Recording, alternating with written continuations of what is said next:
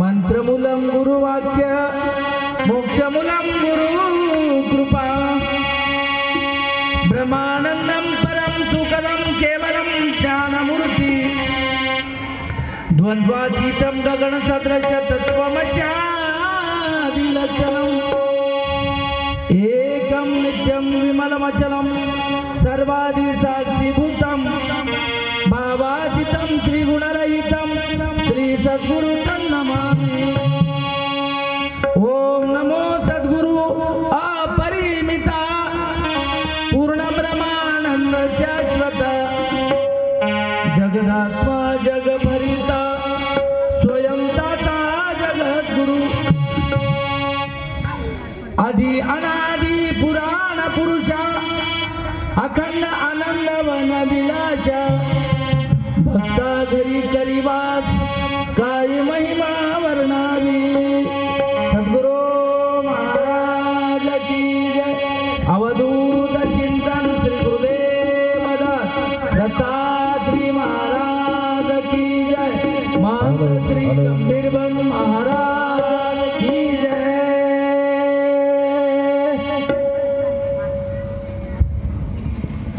अनंत ब्रह्मांडाचा मालक 43 पदाचा सूत्रधार भवाब्दीमध्ये तळमळ करीत असलेल्या जीवाला तारून नेण्यासाठी आलेला भगवान दत्तप्रभूचा अवतार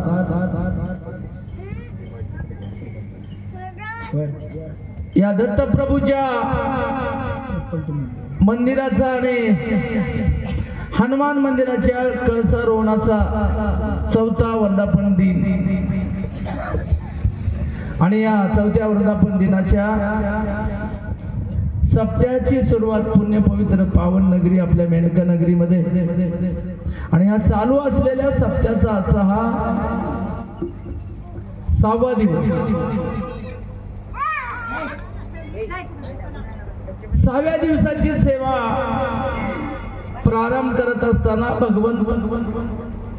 काव्यकार भगवंताची स्तुती करतो आणि भगवंत म्हणतो जय जय सद्गुरु अपरिमिता। सद्गुरूचं वर्णन करीत असताना काव्यकार म्हणतो की भगवान तू कसा आहेस। भगवंत अपरिमित आहे अपरिमित आहे। अपरिमित या शब्दाचा अर्थ असा आहे कुठल्याच परिमाणाने जो मोजता येत नाही त्याला अपरिमित म्हणतात। आपण दूध मोजत असताना किंवा द्रव पदार्थ मोजत असताना लिटर मध्ये मोजतो 5 लिटर 10 लिटर पावशेर अर्धा पावशेर। स्थूल मानाचं वजन जड वजन आपण मोजत असताना त्याचं रूपांतर आपण किलोत मोजतो। अंतर मोजत असताना आपण सेंटीमीटर पासून किलोमीटर पर्यंत इथून मुतकड किती किलोमीटर आहे त्याचा मापक आहे किलोमीटर। आणि असं जगामध्ये ज्या ज्या वस्तू आहे त्या त्या वस्तूला मोजायचं त्या त्या वस्तूचं माप ठरलेलं आहे। फक्त असं एकच सूत्र असं आहे त्याला दत्तप्रभूच म्हणतात। दत्तप्रभू जगातल्या कुठल्याच परिमाणाने मोजता न येणारं रूप आहे। बाकी सगळे अवताराला म्हणा तुम्हा आम्हाला म्हणा जीवाला म्हणा सगळ्याला आयुष्याची चौकट लागून आहे। मग आता कमी जास्त कोणाला असत मी आपण ऋषीची कथा बघत असताना त्याचं एक कल्प आयुष्य कसं आहे ते सांगितलं तुम्हाला। आणि हे तसं प्रत्येक स्वतःच्या आयुष्याची कमाल आणि किमान मर्यादा प्रत्येकाला लावलेली आहे. जगाच्या पाठीवर अनंत ब्रह्मांडाची घडामोड एका दत्तप्रभूच्या रंध्रामध्ये घडते. असं अवतार असेल तर केवळ तो दत्तप्रभू आहे. आणि म्हणून हा काव्यकार म्हणतो, जय जयाची सद्गुरु अपरिमिता आणि पूर्ण ब्रह्मानंद शाश्वत. तू कसा आहेस? जगात ब्रह्म अनेक आहे, जगात ब्रह्म अनेक आहे, पण परात्पर परब्रह्म एकच आहे, त्याला दत्तप्रभू म्हणतात.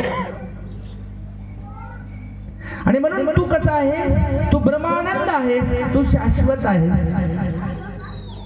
आणि अशा पद्धतीची स्तुती भगवंताची काव्यकार करतो. आणि भक्ता घरी करी वास काय महिमा वर्णावी.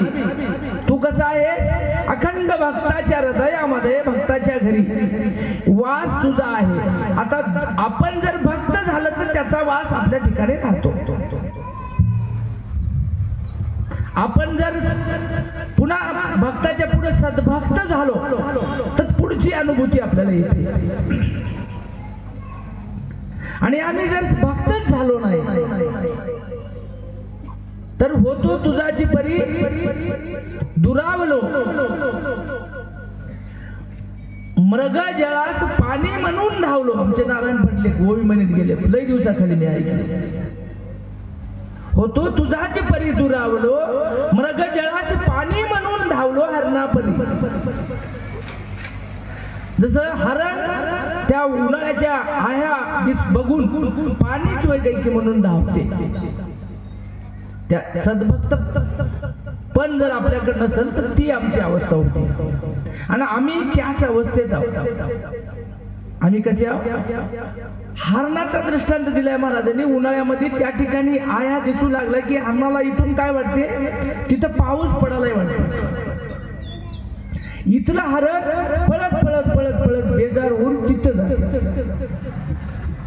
तिथं गेल्यावर अजून पुढे दिसतात. यानं जिथं जाईल तिथं गेलं की पुढेच दिसतात मृगजळ. फक्त ते दिसतेच पाणी. पण त्या मृगजळानं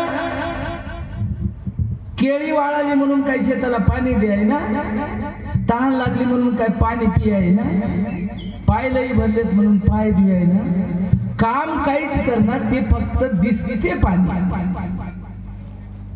तसंच हे जे संसार आहे की नाही, हे संसार इथून बघलं की तिथला संसार दिसाला काय आनंद आहे वाटायला, इथून वाटला.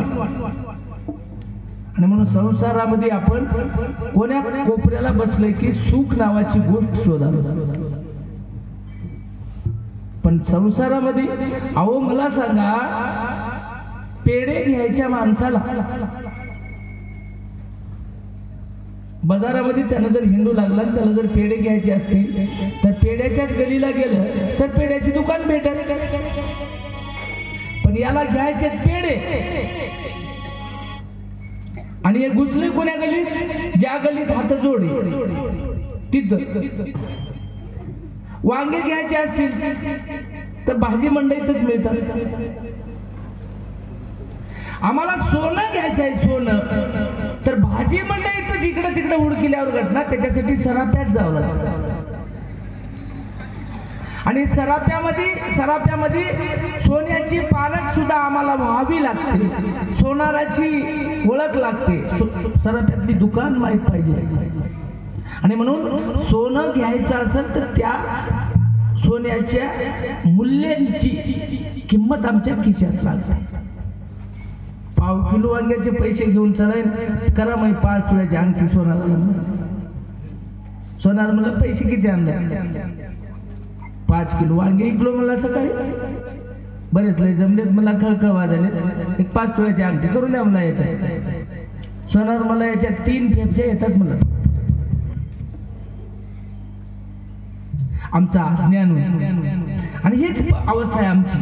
आम्हाला काय वाटलंय, खिशात खळखळ खळखळ पैसे खूप लय वाजले, 5 तोळे सोनं येते, पण किती तोळे सोनं येते सोनारला किंमत माहिती आहे. मग आमचा सोना आमचा सद्गुरू. आमच्या जीवाचं हित, आमच्या जीवाचं सोनं करायचं असेल तर त्याच्याजवळ परीस आहे, तेच परीस. आणि म्हणून अनादी काळापासून या गंजलेल्या लोखंडाचं आपल्या शरीराचं सोनं करायचं असेल, या जीवाचं, शरीराचं नाही, शरीर नाशिवंत, या जीवाचं सोनं करायचं असेल तर मी त्या दिवशी सांगून गेलो तुम्हाला, दसऱ्याचा दिवस उजडावला, पालाला सुद्धा सोनं होते. मग आमच्या जीवनामध्ये दसरा उजवायचा असेल तर सद्गुरु सखा पावनागरी आजचा दिन सोनिया परी. आणि ही वेळ यायची असं तर करोनी सख्या शुद्ध वासना म्हणले. आमची वासना शुद्ध नाही. बाकी सद्गुरु सोन्याचा दिन, सद्गुरु सखा पावना, या बाकी सगळ्या गोष्टी मिटून जातात कुठं वासना शुद्ध असेल तर. आमची वासना शुद्ध नसल्यामुळं आम्हाला वासनेच्या संगे जन्म घेणे लागते. महाराज तुकाराम महाराजांनी अभंग केला, आमची वासना शुद्ध नसल्यामुळं पुढचा जन्म डुकराचा, कुत्र्याचा, मांजराचा भेटा. आणि म्हणून करोनी सगळ्या शुद्ध वासना बैसलो गुरु मूर्ती पूजा. ही या पूजा अष्टकामध्ये तुम्ही जरा बारकाईनं पूजा अष्टक वाचा, तुम्हाला काहीच वाचायची गरज नाही. पूजा अष्टक बघा तुम्ही, एक एक एक एक चरण त्याचं वाचा. अहम दीप हे जाळूनी पुढे. आम्हाला जीवन आमचं सगळं अभिमानात, अहमात चाललंय. आणि मग हे अहमदीप सद्गुरु पुढे जाळायचं. खूप मोठा पूजा अष्टक आहे. पूजा अष्टकाचा अर्थ प्रत्येकाने समजून घ्या. आम्ही जीवनभर झालं म्हणालो, महाराजाला गण लावतो, सद्गुरु सखा पावना घरी आजचा दिन सोनिया परी. आणि तुझे 80 वर्ष झाले की कोणता सोन्याचा दिवस तुझा झाला? तू असे 1000 जन्म घेतलास तरी तुला जीवनात सोन्याचा दिवस येईना. सोन्याचा दिवस आणायचा असेल तर वासना शुद्ध कर म्हणले. असो तर अशा पद्धतीनं आम्हाला अशुद्ध व्हायचं असेल तर भगवंत काव्यकार भगवंताची स्तुती करत असताना म्हणतो, जय जय सद्गुरु अपरिमिता पूर्ण ब्रह्मानंद शाश्वता जगदात्मा जग भरिता स्वयं ताता जगद्गुरु. तू जगात भरून उरलेला आहेस आणि स्वयं ताता म्हणले. ताता कोणाला म्हणतात? जुन्यात जुना आपल्या घरात जे माणूस आहे त्याला आपण काय म्हणतो? आपल्या भाषेत आज्या म्हणतो, ताता म्हणतात. जगाच्या पाठीवर सगळ्यात जुनाट वस्तू पुराण पुरुष जो कोणी असेल तर त्याचं नाव सद्गुरू. आता त्याच्या इतकं जुनं कोणीच नाही. आणि म्हणून स्वयंदाता जगद्गुरु, तू जगद्गुरु आहे, जगाचा गुरु आहे. आणि म्हणून तुझी काय महिमा वर्णन करावं आम्ही बोबड्या बोलत. त्याचं वर्णन करणं होते का आपल्याला? काहीच करणं. आणि म्हणून भगवंताच्या चरणी समर्पण भाव अर्पण करावा. आणि सद्गुरूला काही क्वचित मानसिक भाव अर्पण करावा. अशा पद्धतीचं काव्यकार भगवंताबद्दल बोलत असताना सांगतो.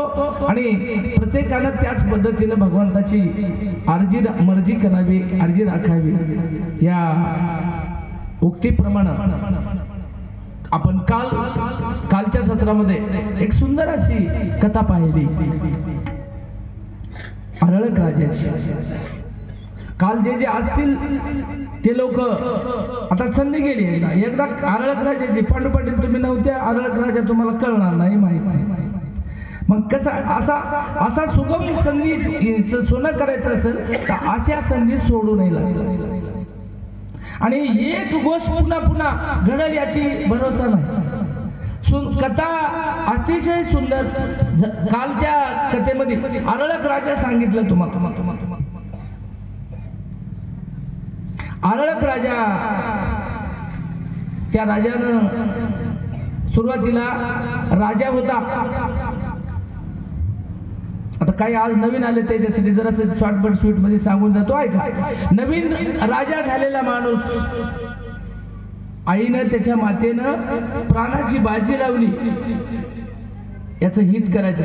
आता मला सांगा, आरळकाचं खरंच हित केलं काय हो? जे आपल्या नजरेत हित आहे, आपल्या नजरेत हित कशाला म्हणता आपण? आपल्या लेकरानं 4-2 माड्या बांधल्या, 5-10 एकर घेतलं, एसीचा बंगला करून राहू लागलं की आमची माय म्हणते आमच्या बाळ्याला काय कमी नाही. राजवैभव असून सुद्धा माईनं आरळकाच्या राजवैभवाचा आपल्या भावानं आणि माईनं आपल्या हातानं सत्यानाश केला. तुमच्या भाषेत सांगतो, हातानं. माईनं आपल्या लेकराचं हे भौतिक सुख, आता फरक कुठं पडालाय बघा तुम्ही. आमच्या माया बी आमचं हित करतात आणि या आरळकाच्या मदालसेनं बी हित केलं, पण फरक इथं पडाला, आम्ही करतो ते आमच्या लेकराचं भौतिक हित करतो दिसणार. आणि हे सगळं केलेलं हित आज उद्या परवा तेरवा नाश पावणारा, याचा नाश होणार आहे. आरळक राजा लहान माणूस नव्हता, राजाही लहान नव्हता. उन्हाळा, हिवाळा, पावसाळा, 3 ऋतूचे 3 बंगले वेगवेगळे होते पाठोपाठी. एवढा श्रीमंत होता. उन्हाळ्यामध्ये राहायला घर वेगळं होतं.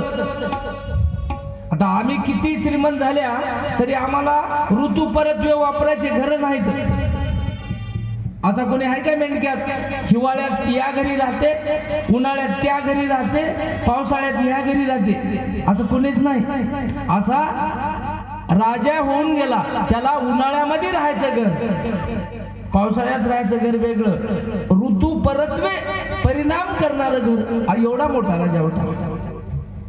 असल्या राजाच्या राजवैभवाचा हे भौतिक सुविधेपासून जीवाचं हित नाही असा माईनं विचार केला आणि भावायला हाताशी धरून, त्या काशी राजाला हाताशी धरून याच्या राजावर चाल करायला लावली, खोटं बोलून. आणि चाल करायला लावून या आरळकावती नगरीचा सत्यानाश केला. याचे सगळे संच साथीदार सैन्य मारलं. यायचा पण होता म्हणून त्याला जीवन सोडलं, सगळं नेस्त नाबूद केलं. तीनही अधिदैविक, अधिभौतिक आणि आध्यात्मिक अशा 3ही तापामध्ये पूर्ण बुडविलं काशीराजाने. आणि त्यावेळेला मात्र त्याच्या अगोदर माईनं त्याच्या सांगितलं तेव्हा ऐकलं नव्हतं म्हणून एक पेटी दिली होती. पेटी शेवटी माईनं सांगितलं, तू आता ऐकत नसशील, सह्याद्रीवर येत नसशील तर ही पेटी शेवटच्या टोकाला सोडून बघ, तुझ्यावर कठीण प्रसंग येईल त्यावेळेला सोडून बघ. ती आठवण आता झाली. इथून सगळं सोडून पळून अरण्यात गेला. अरण्यात बसल्यावर विचार करू लागला. माईने पेटी दिली, गळ्यातली दोरी काढली आणि त्या पेटीत उकलून बघलं. एक चिठ्ठी होती, त्याच्यावर लिहिलं होतं, तू कठीण प्रसंग आल्यावर सह्याद्रीला ये, भगवान दत्त प्रभूचं चिंतन कर आणि केवळ तुझ्या जीवाच्या हिताचं प्रश्न ऐरणीवर घे आणि तुझ्या जन्म मरणापासून तुझा जीव मुक्त कर. एवढं लिहिलं होतं.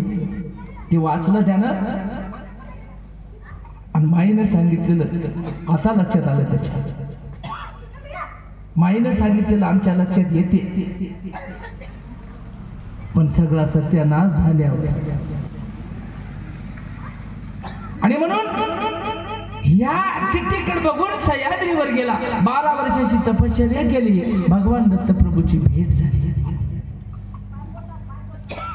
आणि भेट झाल्याच्या नंतर भगवान दत्त प्रभूच्या भेटीचा महिमा, भेटी अंती लाभ मोठा, अवघा प्रपंच झाला खोटा, परमार्थ तोही 12 वाटा, पळू लागले सत्व. जरा ऐका. आता इथं बसून आपण 6 दिवस झालं सांगालो मी, परमार्थ करा, परमार्थ करा, परमार्थ करा.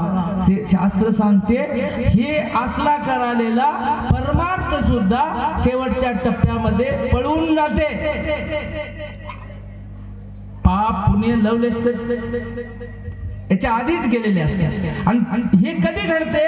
भेटी अंती लाभ मोठा, अवघा प्रपंच झाला खोटा, परमार्थ तोही 12 वाटा, पळू लागले सत्व. आणि याच्या आधी आमचा जर पापा अंगी पाप जिरले, ही वेळ येणे परमार्थ 12 वाटा कधी पळते? पापाच्या अंगी पाप जिरून जाते. पुण्य जितकं आहे तितकं पुण्याच्या जागी विरून जाते आणि कर्मांगी कर्म विरून जाते. बोलायला काही शिल्लक राहत नाही. आता हे तुम्हाला असली भाषा कळणार. तुमच्या भाषेत सांगू, एक आमच्या पांडुरंग पाटलांना 1 एकर वांगे लावले. हे जाऊ द्या, आता हे प्रमाण तुम्हाला कळणार. आणि 12 महिन्यामध्ये सुंदर पीक घेतलं. नंबर 1चे वांगे पिकले, साल गेला. आणि त्याला शेजाऱ्यानं विचारलं, पोपट पाटील तुमचे एकरभर वांगे पिकले, तुम्ही वांग्याचे पैसे किती झाले? पांडू पाटील उत्तर काय द्यायला आहे का? वांग्यानं वांगे खाले. म्हणजे काय? म्हणजे जितकं पिकलं होतं की नाही तितकं मशागती, त्याचं खतपाणी करण्यास, फवारणी करण्यास सगळं गेलं. हिसाब लावला तर काही शिल्लक उरलं नाही म्हणलं. दृष्टांत कळाला की? त्याला सहज विचारलं, बा वांग्याचे पैसे किती? काही झालं नाही हो, वांग्यानं वांगे खाऊन टाकले. तसं पापा अंगी पाप जिरले, पुण्याअंगी पुण्य सरले, कर्मांगी कर्म विरले. सगळं जिथल्या तिथं विरून जाते, काहीच शिल्लक नाही ना. खूप मोठी भूपाळी. आणि म्हणून ह्या सगळ्या प्रक्रिया झाल्याच्या नंतर आमचा जीव मोक्षपदाच्या लायकीचा होती. मोक्षपदाच्या लायकीचा होती. अगोदर हिसाब जर झाला आमचा, पुण्य शिल्लक असेल तर मग स्वर्गाला पाठवितात. कैलासाचं पुण्य झालं असेल तर कैलासाला पाठवितात. ब्रह्मलोकाचं पुण्य असेल तर ब्रह्मलोकाला पाठवितात. जसं तुमच्याकडे पैसा आहे की नाही तसं सोनं मिळते. तोळाभर पैसे आहेत का तोळ्याचे? ते तोळा. पण भानगडाची 43व्या पदावर 40 पदापर्यंत कुठलंही पदावरचं तुम्हाला ठिकाण मिळू द्या, तिथून पुन्हा इथे यावं लागतं. म्हणून म्हणलंय, सांदा 40चा पसारा, भाव 42चा घाला. हे 40 पदापर्यंत आम्हाला कसलंही पुण्य करा, कसलंही पाप करा, सगळ्याचा हिसाब तिथं द्यावा लागते. हिसाब संपला की पुन्हा फिरुता मागून इथं यावं लागते.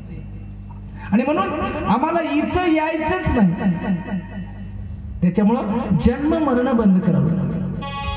जन्मलं की मरण संगच आहे. मरण घेऊनच येते जन्म. आणि मेल की जन्म भोगावंच लागते. हे जन्मलं की मरावं लागतं, मेलं की जन्मावं लागतं. म्हणून ह्या 2 गोष्टीपासून अलग व्हायचं असेल आम्हाला सुद्धा साधू संतांनी हे धडे, हे शास्त्राची शिकवण कशासाठी दिली? आम्हाला आमचा प्रपंच करीत असताना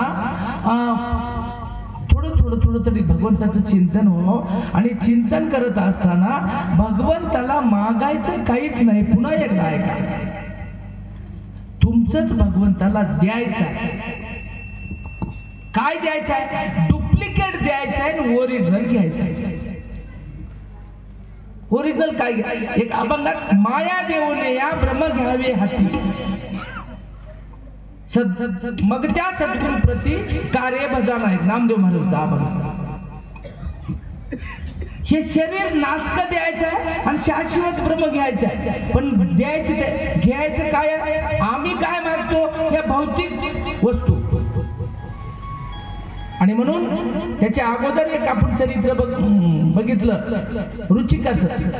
ऋषीचं चरित्र बघलं, त्याचा चित्रगुप्तानं पाप पुण्याचा हिसाब बघितला. त्यावेळेला त्याला मागणीच कशाची घातली नव्हती. याला नेमकं द्यावंच काय कळणार गेलं. आणि म्हणून रुचिक आपल्या आरळक राजाचा अतिशय सुंदर इतिहास तुम्ही काल ऐकला. त्या कथेमधून आम्हाला बोध घ्यायचा असेल तर दिसणार जग आमचं नवं नाही कुणाचे कुणी तुझे नवे रे कोणी अंती जाशील एकटा प्राण्या माझे माझे म्हणून. आणि बहीण कुणाची भाऊ कुणाचा कोण कुणाचे सगळे सोय रे मेल्या पाठी सर्व राहील तुटतील धागे दोरे. आणि म्हणून प्राण्या मायेचा बाजार 2 दिवसाची तुझी जवानी पुढे नाही टिकणार. म्हातारपण येता जवळी वैद्य काय करणार. प्राण्या मायेचा बाजार. किती मोठी श्रीमंत लेकर राहू द्या 5 लेकर घरी डॉक्टर करा इजळकर साहेब शेवटच्या टप्प्यात बाजवून खाली टाकतात आपल्याला. आणि हे सगळे लोक भोवताल बसतात. तुमच्याच नाही प्रत्येकाची अवस्था आहे. तुम्ही कितीही कमवा तुमचे दात पडलेले राहतात तेव्हा हे शेप आणतात. तुम्ही जी नीट हा सक्षम हा तेव्हा तुमच्या अडचणीची दखल कुणीच घेत त्याचं नाव संसार. आणि तुम्हाला बाजवून खाली टाकतात भावताल बसतात आणि डोळे वाचून आपल्याला ओटारून विचारतात मला ओळखीलास की.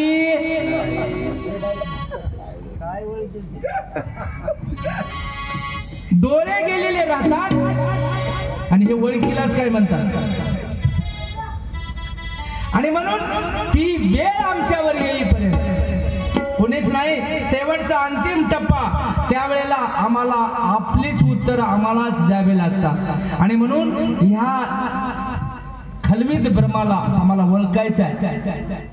तुम्ही लेकरायचं अनहित करा असं म्हणायचं नाही. प्रपंचातलं सगळंच करा. तुम्ही जे करायला ते करा करावंच लागते. पण आमची त्याच्यावर जी आसक्ती आहे ते नसावी. ममत्व त्याचं सुटलं पाहिजे बस दुसरं काहीच नाही. आणि आमचे साहेब म्हणल्यावर संधीचं सोनं केलं पाहिजे.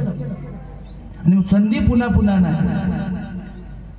आणि म्हणून ही संधी शोधायची असेल तर आम्हाला माणसाच्या जन्माकडे बघितलं महाराजांनी.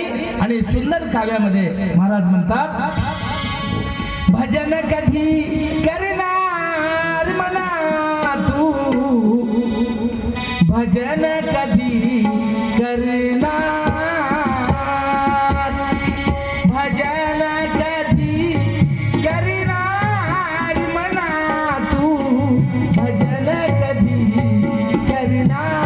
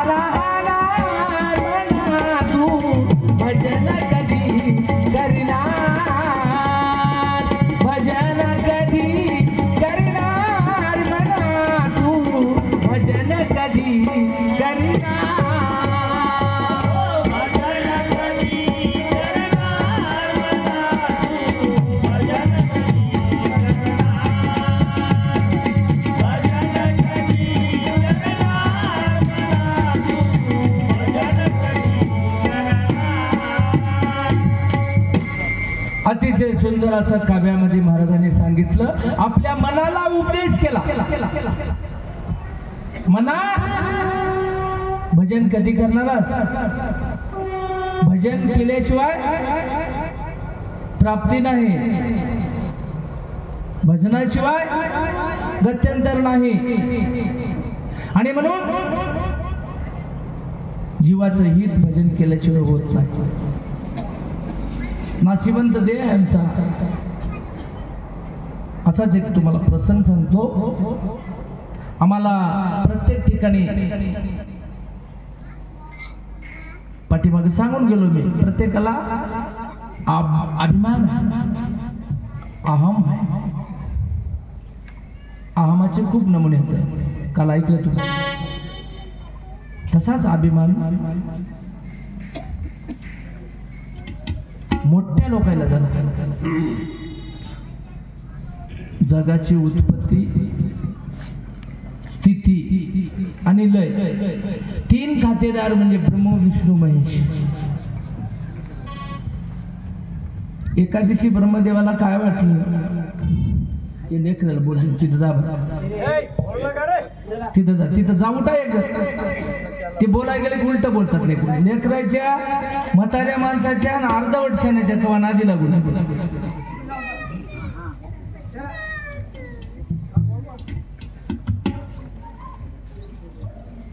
अर्धवट शाने असंच राहते. म्हातारा माणूस बी तसंच बोलते, लहान लेकर. तीन लोकांच्या नादी लागू नये कवा असो. आणि प्रसंग ऐका आता. ब्रह्मदेवाला एका दिवशी वाटलं सगळ्या जगाची उत्पत्ती मी करालो. नाना प्रकारचे विचित्र प्रकारचे प्राणी जन्माला मी घाललो. सज्जनापासून दुर्जनापर्यंत सगळे. मी करीत असलेल्या कामाची कोणीच दखल घेणं झालंय म्हणलंय. आणि किती चांगले असे सुंदर शरीर जरी बनिले तरी महादेव शेवटी जाळून टाका. महादेवाकडे याच शेवटचा टप्पा नाही. लय करायचं खातं त्याच्याकडे. आणि विष्णू जरासं खाऊ घालायला म्हणलं कसं तरी. पण मी किती सुंदर बनवलो माणूस, याचा अभिमान याला झाला. आणि हे विचार करीत करीत वाटणं चाललं. ते कुणी विष्णू आले. विष्णूची ब्रह्मदेवाची भेट झाली. ब्रह्मदेव म्हणले विष्णूला, विष्णू महाराज खरं सांगा देवा, आपण इतकी मेहनत घेऊन म्हणले जगाची उत्पत्ती करालो, उत्पत्ती मी करालो, तुम्ही सगळ्याला जगवायला की नाही म्हणजे. तुम्ही सगळ्याला जगवायला. कोण उपाशी राहते का? कोणीच उपाशी राहते. सगळ्याला तुम्ही खाऊ घालायला म्हणजे. माझं तुमचं नाव कोणीच घेणं आलं. इतकं सुंदर करायला मात्र शेवटी महादेव जाळून टाकायला म्हणजे सगळं. कस करा खरं व्हायची ना. खरं विष्णूला पटलं. आणि हे दोघं जण असा विचार घेऊन महादेवाकडे गेले. महादेवाला म्हणले काय करावं, किती सुंदर करून आपण केलेल्या कामाची कोणी दखलच घेणार आहे. आपण सृष्टीचा कारभार बंद करू, बघू द्या म्हणजे. मी नसल्यावर कसं करता. आमचे माणसं काही काही लय मोठा गड्डा येते. काही काही लोक आहेत आपल्या गावात नाहीत तसे गड्डा येणारे. आणि म्हणून मी नसल्यावर कसं होते म्हणणाऱ्याची संख्या. पण ज्याचं असं झालंय ब्रह्माला, विष्णूला आणि महादेवाला तिघाचं एक मत झालं. आणि वाट विचार केले आणि जाऊ द्या म्हणले आपण सृष्टीचा काय बन आहे म्हणजे आपलंच लय तितकं. हे काय सोपं आहे का म्हणजे बनविणं.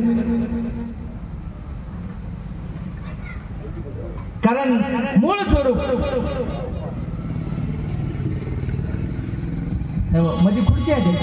नको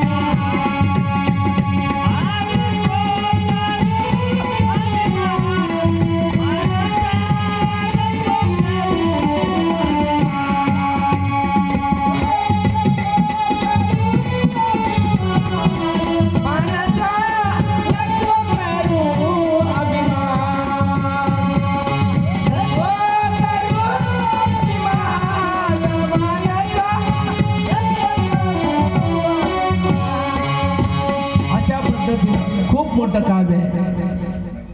आता आमचे दोघांचे आवाज चालना झाले. इथं कथा चालू आहे, 3 तास इथं ओरडल्या. त्या दिवशी एकादशीच्या दिवशी 2-3 वाजेतोवर भजन झालं. 2 लग्नामध्ये शेवटच्या मंगलाष्टक स्वरावर मला म्हणायला लावल्यात. योगा असं येते, भगवंताला करून घ्यायचं नसलं की घडते. कंटिन्यू या हप्त्यामध्ये थोडा लोड आहे, म्हणून आवाज चालना झालाय आमचा दोघांचा. तुम्हाला जे आवाज माहित आहे ते निघणार झाला. आणि म्हणून नको करू अभिमान मानसा, नको करू अभिमान. संत जनाने आम्हाला शिकवण दिली. आणि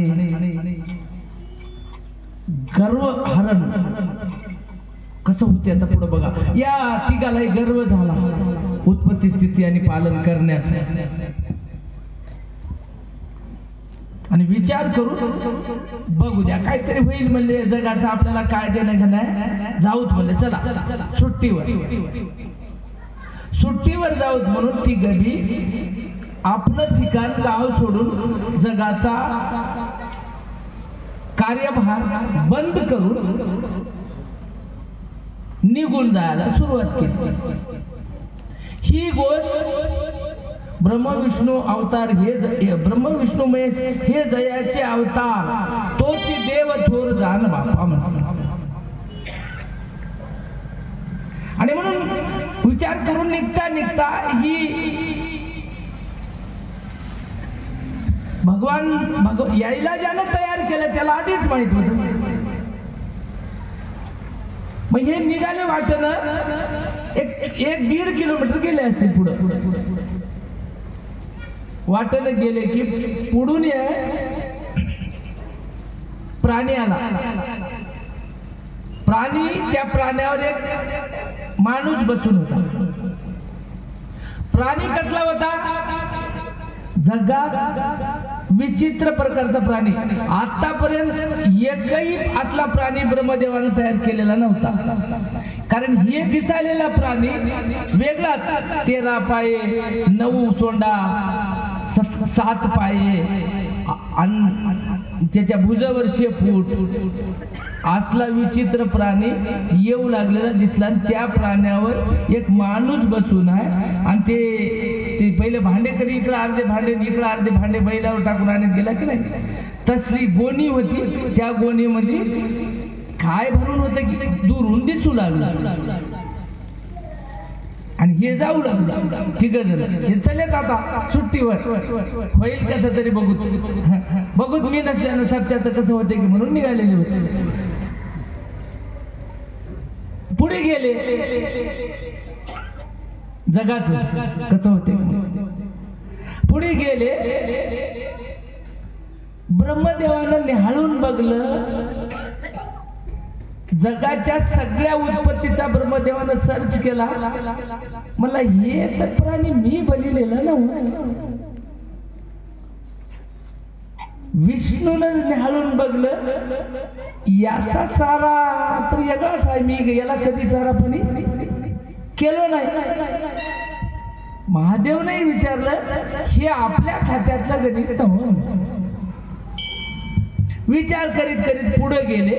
आणि असलं नमुनेदार प्राणी दिसल्यामुळे हे तिघे जण त्या प्राण्याजवळ जाऊन ते वरी जे माणूस बसून आहे की नाही त्या माणसाला साष्टांग नमस्कार घातलाय आणि त्याला खाली उतरिलं आणि म्हणले, तुम्ही कोण व्हा, कुठून आल्या, कुठं चल्या, काय होय कारभार, हे प्राणी कोणता होय, कसला होय. ते उतरल्याबरोबर म्हणलं, काहीच नाही म्हणला, मला मया मालकानं वाट लावलंय म्हणला. इथं कोणकी ब्रह्म विष्णू महेश हातन ते सुट्टीवर जाणार होतं, त्याला धरून जेलमध्ये घाला, सृष्टीचा कारभार तू कर म्हणून मला वाट लावलंय.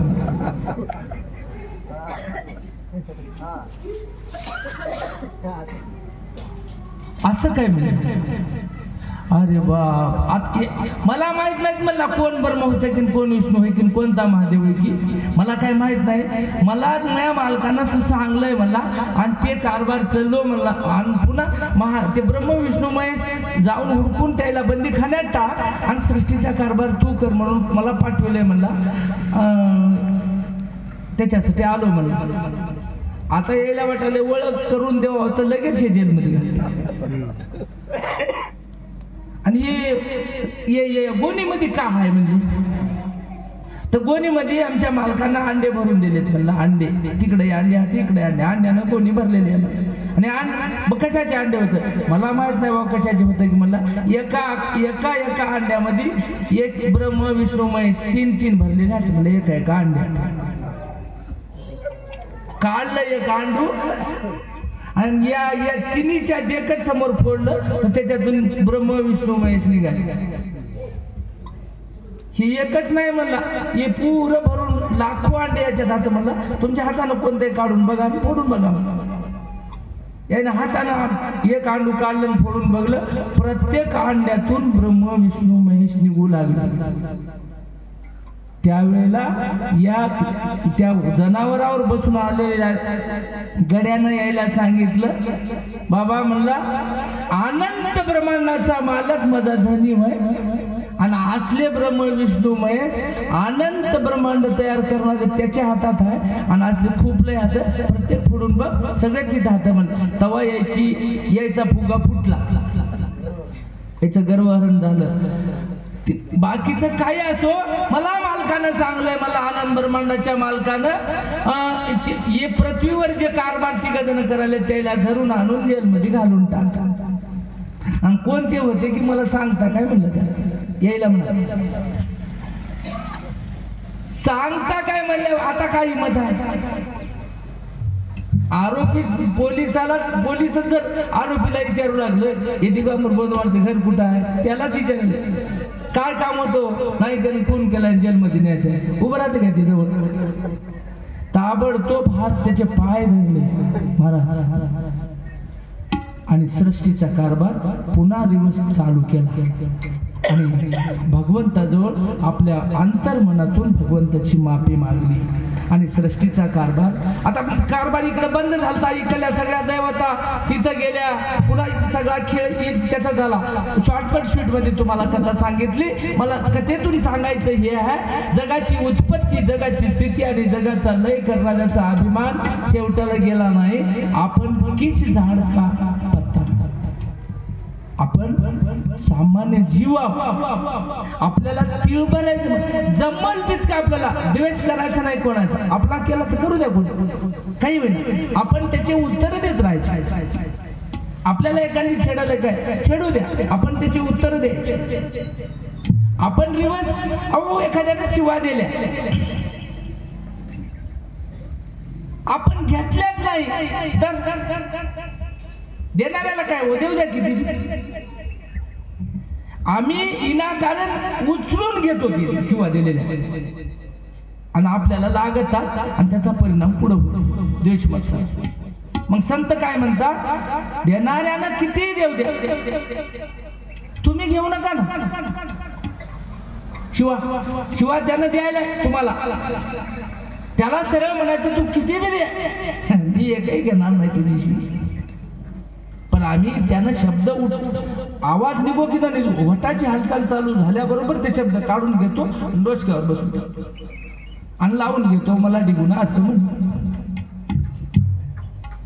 समजून कसं घ्यायचं द्वेष मत्सर आणि एक गोष्ट एकदा आपल्या भाषेत जर असे पुसून घेतले तर त्याचे 12 वर्षाचे पुढचे परिणाम ठरतात याचा अर्थ त्यानं पुढच्यानं काय बी केलं आपण काय बी मान्य करावं असा नाही तुकाराम महाराजांच्या भाषेत सांगू तुम्हाला भले तरी देऊ काशीची लंगोट आम्ही पगळल्यावर कासच फेडून देऊ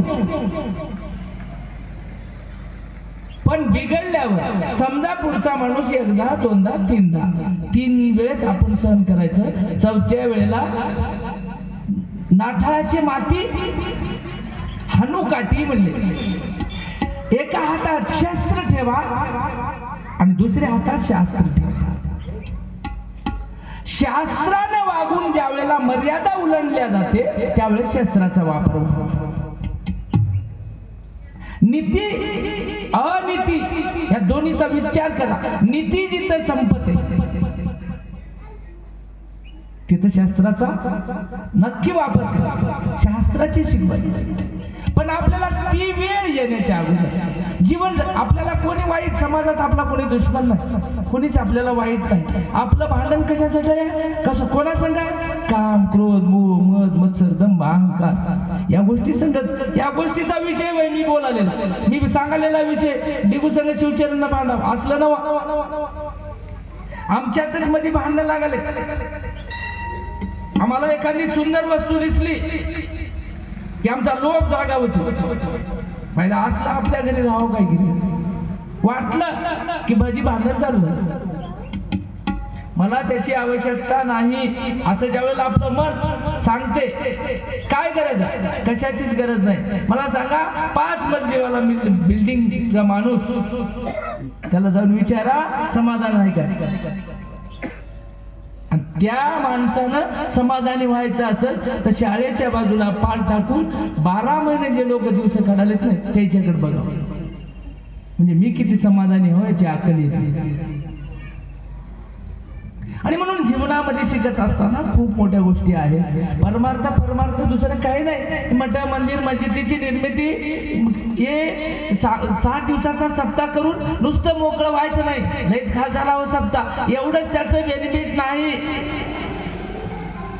याचं बेनिफिट घ्यायचं असेल तर आम्ही दिवसभर वापरलेला मोबाईल रात्री तास 2 तास चार्जिंगला लावतो आणि उद्या पुढचा दिवस कामाला येते. तसं आमचे 12 महिन्यामध्ये कायिक, वाचिक, मानसिक काही आमच्या शरीरानं दोष घडतात, काही आमच्या वाचेनं दोष घडतात, काही आमच्या मनानं दोष घडतात. समाजात जीवन जगतावळी जाऊ नये तिथं आमचं एका दिवस मन जाते, बोलू नये तसले शब्द आमचं एका दिवस मन बोलते, आणि करू नये ते एका दिवस आमचं शरीर काम करते.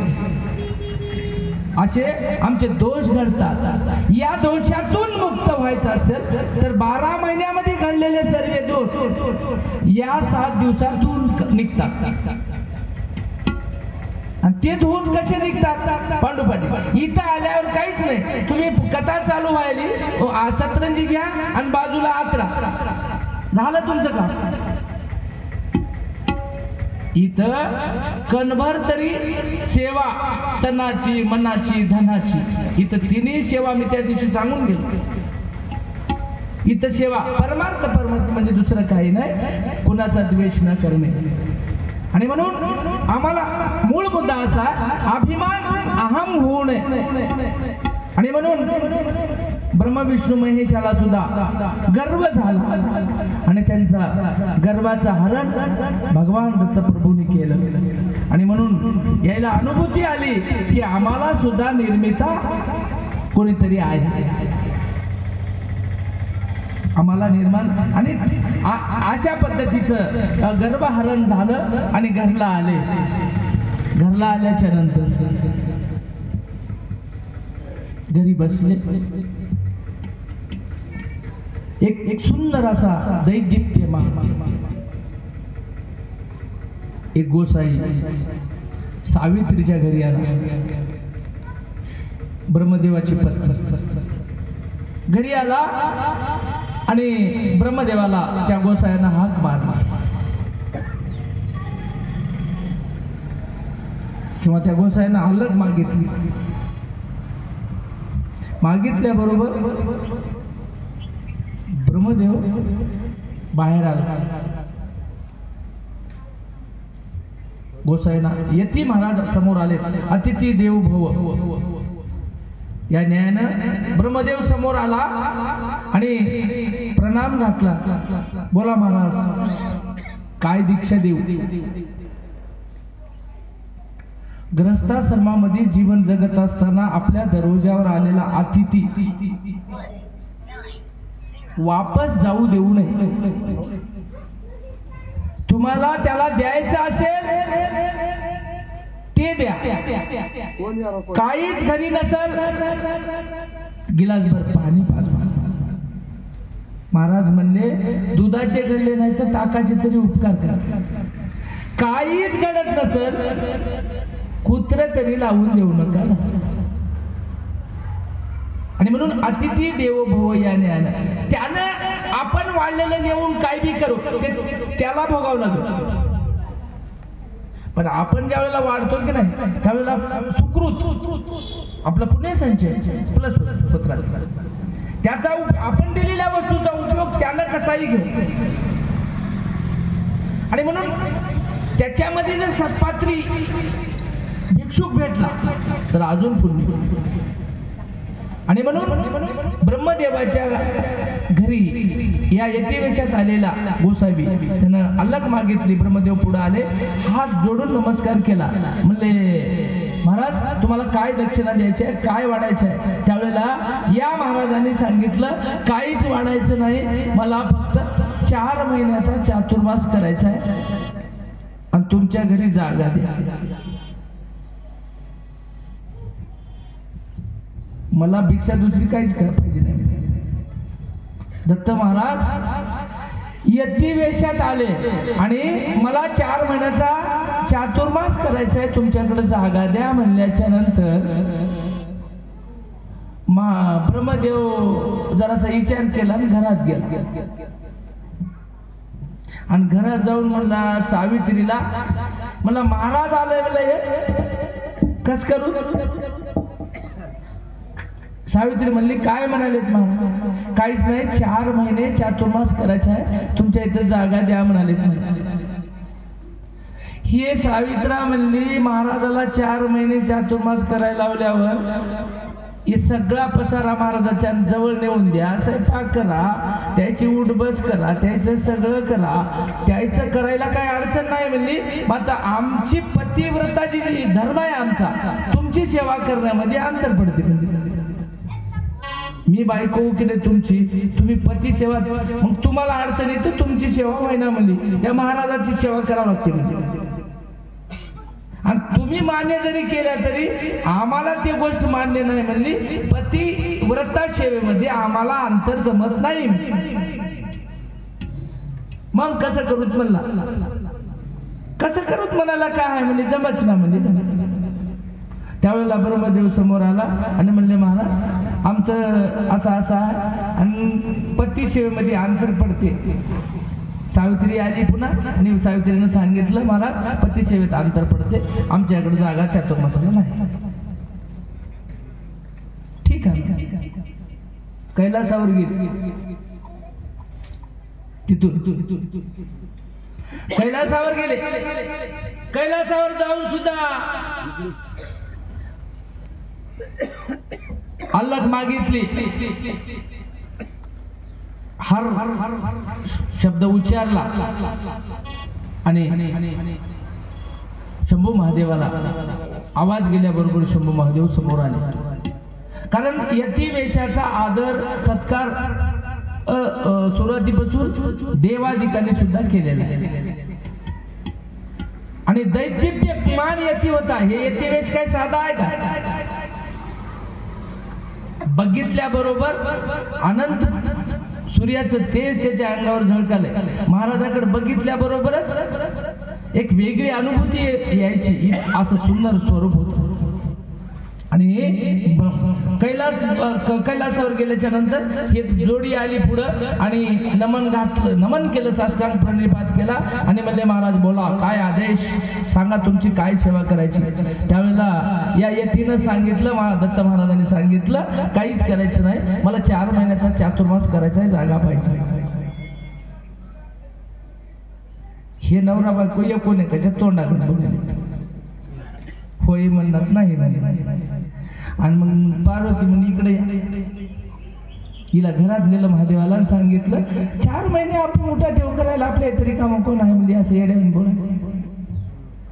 आता कशा बोलतात बाया माहिती सगळं, फक्त याच्या मनात राहू नये. आणि पतिव्रता धर्माला अंतर येणार का म्हणजे, तुमची सेवा कोण करेल म्हणजे नाही काय होईना.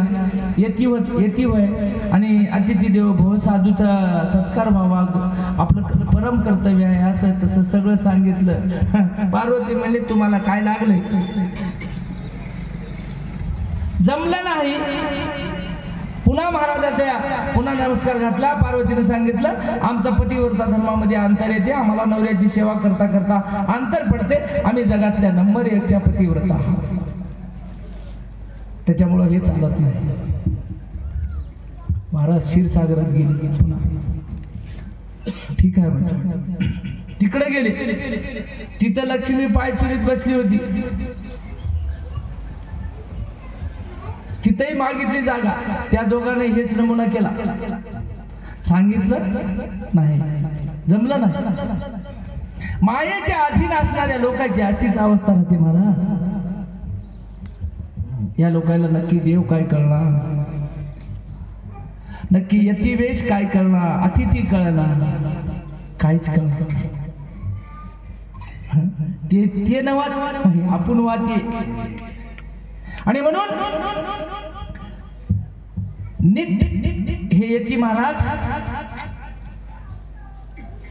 आत्री अनुसयाच्या मठामध्ये गेले.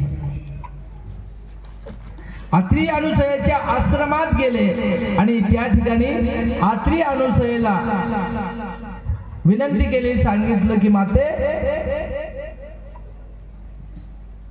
आम्हाला 4 महिन्याचा हे करायचं, काय करायचं, चातुर्मास करायचे. त्याच्यामुळे आम्हाला 4 महिन्याची इथं जागा पाहिजे आणि जागेचा अवलंब करून तुला द्यावं लागते. यती महाराजांना सांगितलं. सांगितल्याबरोबर तुम्हाला सांगतो आनंद, एवढा आनंद झाला आत्री ऋषीला आणि अनुसया मातेला की ज्या वेळेला यती महाराज अनुसयाला असं म्हणल्याच्या नंतर घरी एकटी अनुसया माताच होती. आत्री ऋषी समिधा आणायला बाहेर गेले. अनुसयाबाई मातेनं कुठलाच विचार केला नाही. सांगितल्याबरोबर साष्टांग नमस्कार घातला आणि एका मिनिटात म्हणली, हरकत नाही, कितीतरी जन्माचं आमचं पुण्य फळाला. येडा झालो गुरुच्या पायी, वाचून दैवाचा. येडा झालो गुरुच्या पायी, वाचून दैवाचा. वेडा झालो गुरुच्या पायी, गुरु वाचून दैवत नाही. वेडा झालो गुरुच्या पायी, गुरु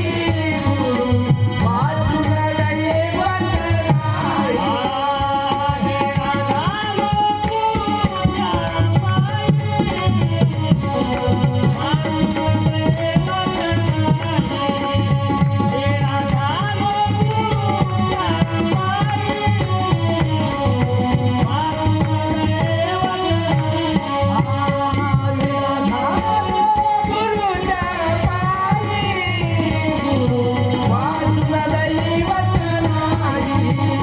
येडा झालो गुरुच्या पायी, वाचून दैवाचा. येडा झालो गुरुच्या अतिशय सुंदर असं काव्य महाराजांनी केलं. गुरु वाचून गती नाही. आणि त्या गुरुच्या चरणासाठी जर जीव वेळा झाला तर तिथं मोक्षपंथाच्या वाटेला किंवा लक्षणाची पहिली सुरुवात होते.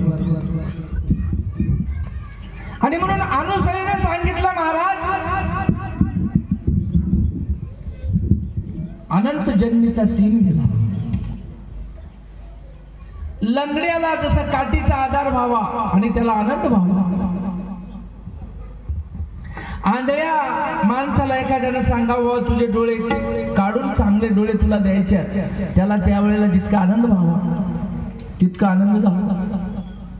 भीक मागणाऱ्या रस्त्यानं चालणाऱ्या माणसाला, एखाद्या माणसाला जर कल्पतरू खाली नेऊन बसविलं त्यावेळेला त्याला जितका आनंद होते तितका आनंद झाला. एखाद्या दारिद्र्याला परीस गवसावा अचानक भीक मागता मागता आणि त्यानं घरी जाऊन अख्ख्या घरातल्या लोकांना सोनं करावं आणि त्यावेळेला त्याला जे आनंद होते त्याच्याही पेक्षा 100 पटीनं अनुसया मातेला आनंद झाला. साष्टांग नमस्कार घातला आणि महाराज कितीतरी जन्माचं आमचं पुण्य फळाला आलंय. 60,000 वर्ष तपश्चर्या संपलेली होती. भगवंताची तन मन धन भगवंताशिवाय दुसरं काही सुचत नव्हतं. अशी भक्ती करून शेवटचा टप्पा हे होता. आणि एवढ्यामध्ये अत्री ऋषी आले. अत्री ऋषीचं आगमन झालं. अत्री ऋषीने घरी आल्यावर समिधा बाजूला ठेवल्या आणि यतीला साष्टांग नमस्कार घातला. आणि त्यावेळेला अनुसया मातेनं सांगितलं, महाराज आपल्याला 4 महिन्याच्या चातुर्मासासाठी आपल्याला वेळ मागतात, जागा मागतात. महाराज त्यावेळेला दत्त महाराजांनी या यतिवेशाने सांगितलं, मी तुमच्या इथे 4 महिने राहील. तुम्ही हो म्हणाल्या, पण मी चातुर्मास करीत असताना तुम्हाला तुमची पती सेवा करण्यात काही अडचण येईल. त्यावेळेला तुम्हाला म्हणजे अडचण होऊ नये. बघा आतापर्यंत ते ऐकलं होतं, तिकडून शब्द आला होता, पण आता अडचण सुटली. काय एक पैशाची हरकत नाही म्हणल्याच्या बरोबर तुम्हाला अडचण होईल म्हणले मला. तर म्हणले महाराज कुठलीच अडचण होणार नाही तुम्हाला. आमच्या तळहातावर तुम्ही अखंड 4 महिनेच नाही, अनुसया माय काय म्हणली, अखंड याच ठिकाणी राहू. तुम्ही जरी चातुर्मास केला तरी माझं पुण्य फळाला आलं. आणि अशा प्रसंगाला अनुसरून गुरुवर्य भागीर महाराजांनी एक अभंग केलाय. आनंद सद्गुरु सर्वासी आधार,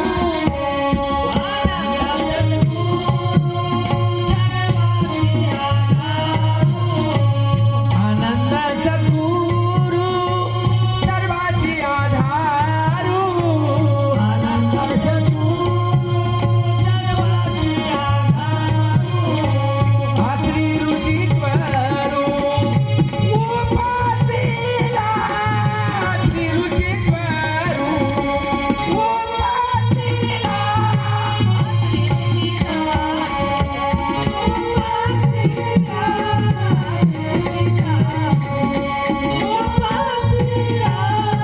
अनुसयेचे कारी उभा अंकुळीचा,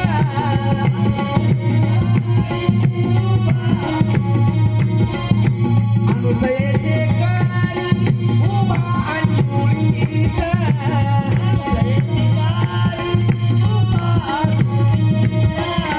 प्रगट स्वयं ज्योत सीता दाते, प्रगट स्वयं ज्योत सीता दाते, सीता दाते,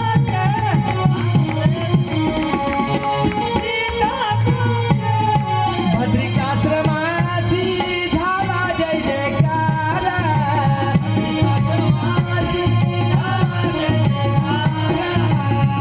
भद्रिकाश्रमासी झाला जय जयकार, भद्रिकाश्रमासी झाला जय जयकार. आले ऋषीश्वर उत्सव करीती, आले ऋषीश्वर उत्सव करीती, आले ऋषीश्वर उत्सव करीती, आले ऋषीश्वर उत्सव करीती. भागीर स्वामी म्हणे अवतार गुरुचा,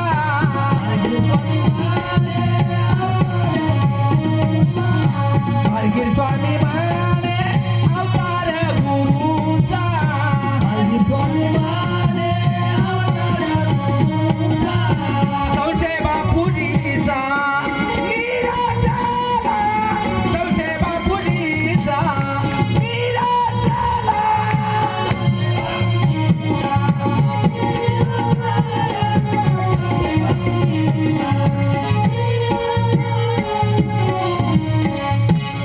अशा पद्धतीने त्या ठिकाणी अनुसया मातेनं आपल्या करकमळी जागा दिली. भगवंताला आनंद झाला. महाराज भगवंताला सुद्धा सद्भक्त गुरुभक्त भेटल्यावर आनंद होते. 100 माणसं बाजारातले काय करतात महाराज, हाताला धरून भजेतारीनाला भेटल्यावर बरोबर आनंद होते. उगाच विचार करायचे बाजारात माणसं कमी राहतात काय, गेलं तिकडे माणसं दिसतात की हो बाजारात, पण हाताला धरून चलकी भजे खाय म्हणणारा जर भेटला तर तेच आपला. आणि म्हणून तसंच देवाला सुद्धा आपलं म्हणणारं कोणी पाहिजे. कोणीच देवाला आपलं म्हणणार. आणि म्हणून भद्रिक आश्रमामध्ये झाला जय जयकार. अति ऋषीश्वर उपासीला आणि 60,000 वर्षाची तपश्चर्या आज फळाला आली.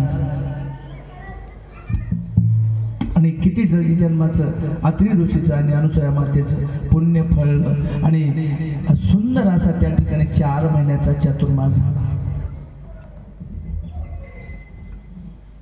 चातुर्मास संपन्न झाल्याच्या नंतर अनुसूया मातेला दत्त महाराजांनी सांगितलं,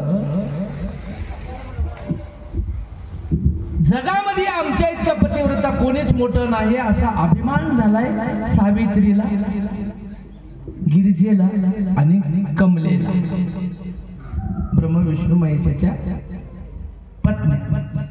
तिघीलाही गर्व झाला. आणि अनुसूया मातेला सांगितलं दत्तप्रभूंनी की माय तू काय कर, या तिघीचाही फोटो तुझ्या पायात घाल.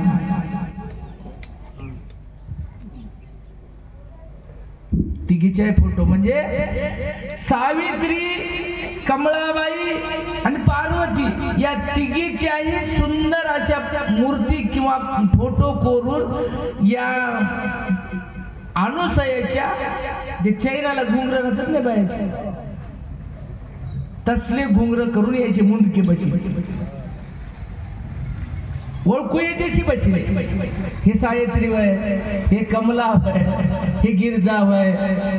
आणि यतीनं सांगितलं मातेला तू असं कर.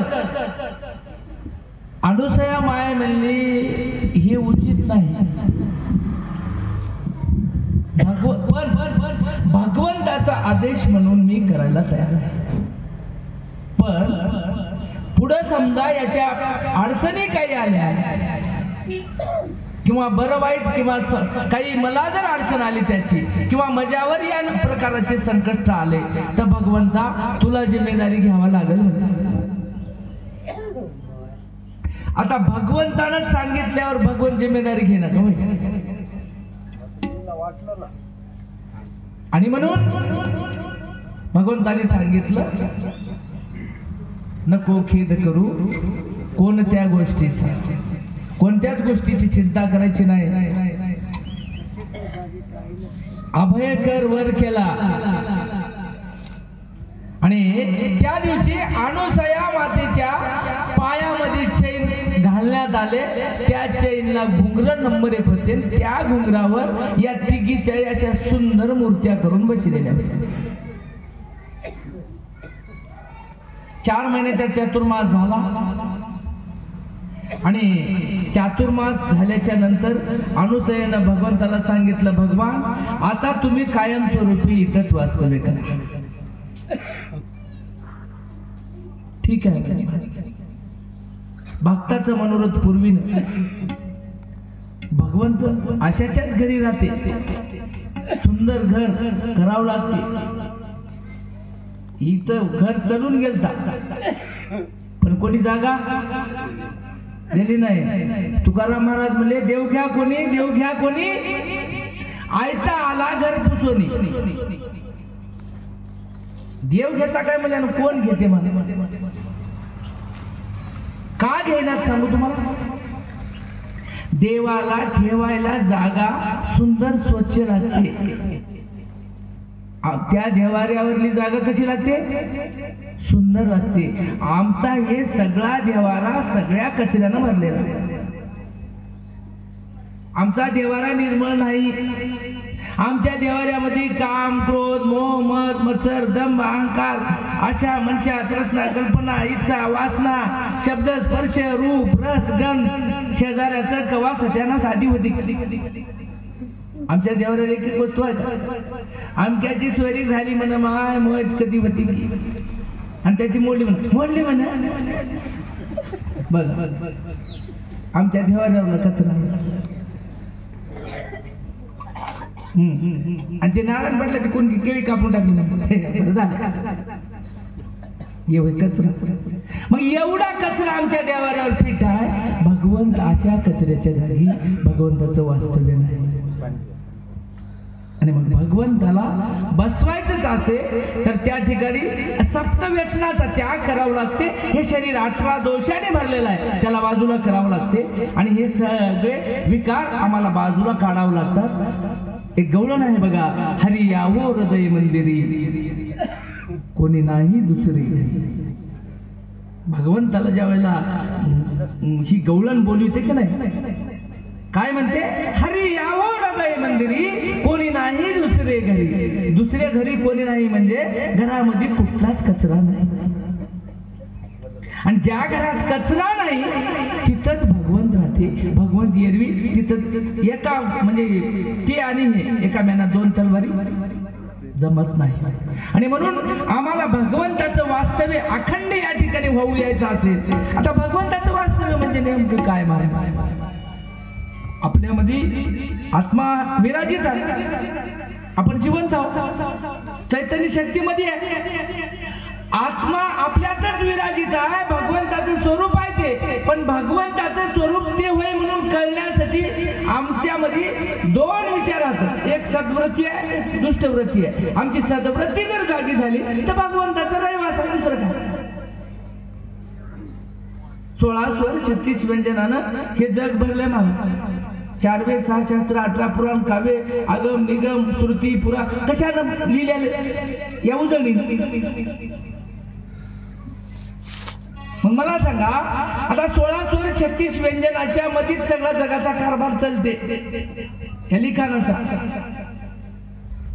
त्या लिखाणामध्येच शब्द हात देव सका करायचे आणि त्या लिखाणामध्येच शब्द हात आम्हाला सत्यानाश करून घ्यायचे. अक्षर दुसरे 16 स्वर 36 व्यंजनाच्या शिवाय दुसरा अक्षर नाही. एकाच टोपल्यात आहे तुझ्या जिंदगीचा हित करणारा शब्द होय आणि त्याच टोपल्यात आहे तुझ्या 7 पिढ्याचा सत्यानाश करणारा शब्द. तिथंच आदरणीय दिगंबरराव पाटील हे शब्द त्याच्यातच होते. आणि याच्या पुढे आता वंगळीतून बोलायला ते शब्द बी याच्यातलेच होत.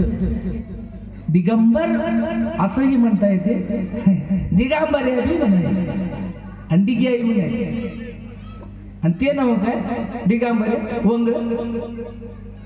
हे शब्द त्याच्यातलेच होत आणि आदरणीय दिगंबररावजी हे शब्द त्याच्यातलेच होत. मग आमच्या जीवाच्या हिताचे शब्द त्याच्यात कोणते आहेत याचा शोध ज्या वेळेला माणूस घेते की नाही त्यावेळेला भगवंताचा रहिवास झालाय म्हणा.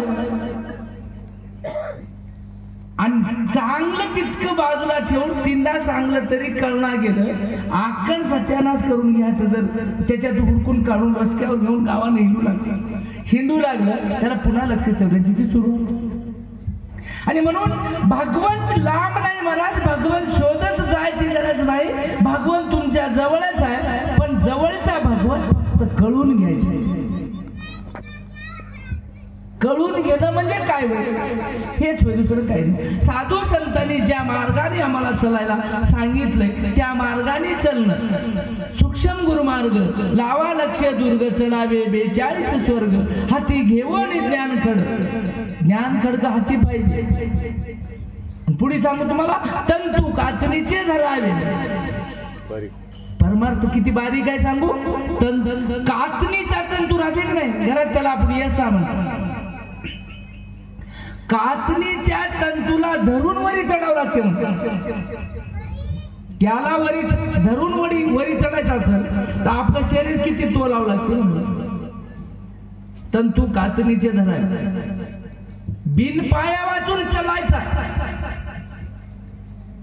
किती लांब पळा बाकी काही सुधारणा तर सुधारणा, पण संत पाऊले चालावे म्हणजे काय वय हो. संताच्या पावलानं चला म्हणाले. संताच्या पावलानं चला याचा अर्थ संतांनी सांगितलेल्या गोष्टीवर पाऊल ठेवून वागा. त्याला म्हणतात संत पाऊले चाला. आणि म्हणून संतांनी आमच्यावर खूप मोठा उपकार केला महाराज. आणि त्यावेळेला आपण कथेकडे येऊ.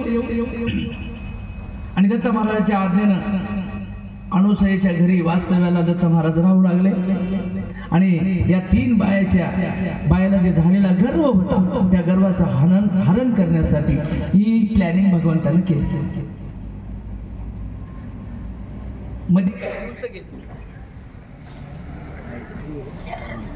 अचानक नारद आले त्या ठिकाणी. वनामध्ये भ्रमण करणे, इकडं काय चाललंय इकडं सांगणे, इकडं काय चाललंय तिकडं सांगणे. लाडीच बिकडं कुठं होते तेव्हा. कोण्या भुवनामध्ये काय चाललंय त्याचा समाचार सगळा. बोलू नका. बोल नका. बोलायचं असेल तर इथं या, मी खाली होतो. आणि नारदाची स्वारी आली तिथं. नारदाचं आगमन झालं. आत्री अनुसयेनं षोडशोपचारी नारदाची पूजा केली. नारदानं हळून बघलं.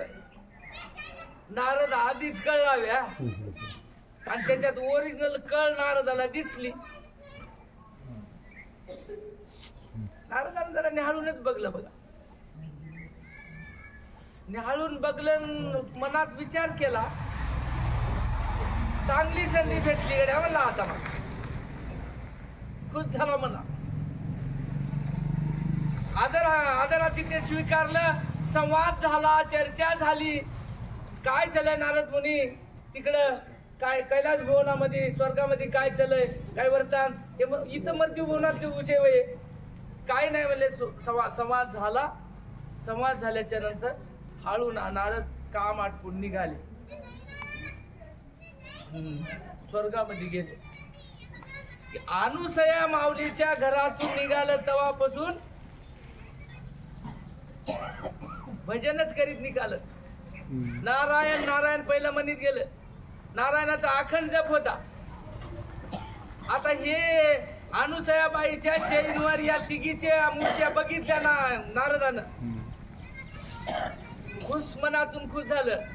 आणि घरून त्या अनुसयाबाईच्या घरून निघाल्या बरोबर अनुसया माऊली दिगंबरा, अनुसया माऊली दिगंबरा असं म्हणतच निघालं बघा नारद. सारखं असलंच भजन करीत निघालं. गेलं डायरेक्ट स्वर्गाला.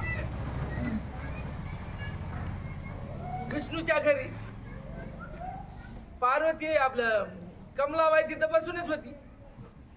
विष्णूची पत्नी. विष्णूच्या पत्नीच्या घरी गेलं आणि मध्ये बसूनच होती. स्वागत केलं.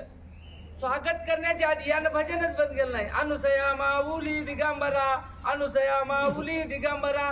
बाईनं बघली, याला कधीच बघलो नाही म्हणजे असल्या भजनात आज वेगळंच भजन करणार आहे. आला बसलं. षोडशोपचारी पूजा केली. आदरातिथ्य केलं. आणि नारदाला विचारलं, नारदजी तुम्ही नारायण नारायण नारायण म्हणताना आज वेगळंच भजन करायला म्हणले. आलोच बघून तसं म्हणला. काय बघून आल्या. काय नाही तुमचं काही खरं नाही गड्या म्हणला. तुम्हाला उग गर्वच आहे म्हणला मी जगातल्या मोठ्या पतीव्रता व्हा म्हणून. तुम्हाला कोण पुसालय म्हणला. सत्यवान साहेब आपलं माता अनुसया लई मोठी पतिव्रता बाई आहे म्हणला. आणि त्या बाईने तुमच्या फोटो पायात घालून हिंडाली दिली घेऊ लावून गांधी. कमळबाई म्हणली काय काहीच नाही म्हणला. तुम्ही जे सावित्राबाई, कमलबाई आणि पार्वतबाई या तिघीच्या अशा नंबर 1च्या मूर्त्या करून त्या बाईच्या चैनावर अशा छम छम वाजाल्यात म्हणला. आणि तुम्हाला त्या बाई पायात घालून नाचवायची म्हणली. आणि तुम्हाला तुमच्या पाठीवर त्याला कोण विचारलं. आता मला सांगा आतापर्यंत असलं या 3 बायाबद्दल 3 बायाच्या तोंडावर कधीच कोणी बोललं नाही. पहिल्यांदा असलं बोलल्यावर किती शाण्या बाया असल्या तरी बाया चिल्ल्याशिवर राहतील मला.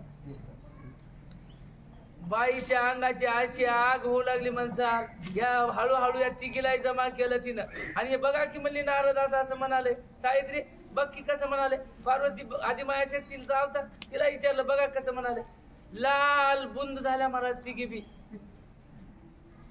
बघू बघू आता नारद गेलं निघून लागले याच्या घरी सोंग आता संध्याकाळी हे आले कारभार करून संध्याकाळी घरला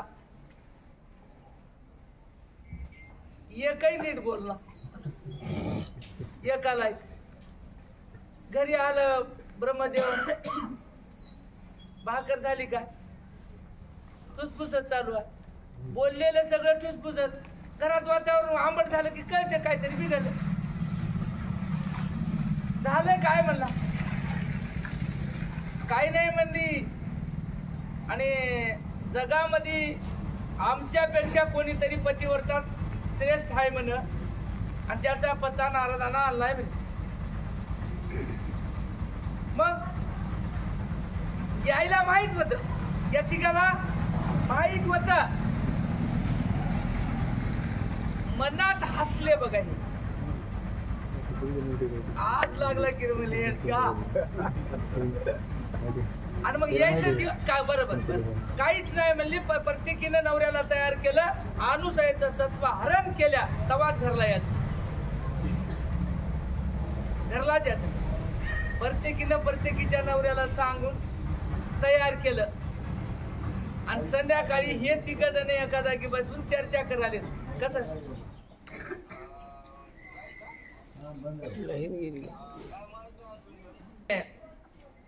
चर्चा करायला तिघ बी यानं विचारायला त्याला तुझ्या घरचा नमुना कसा आहे त्यानं म्हणला मला भाकरच खाय भेटलेलं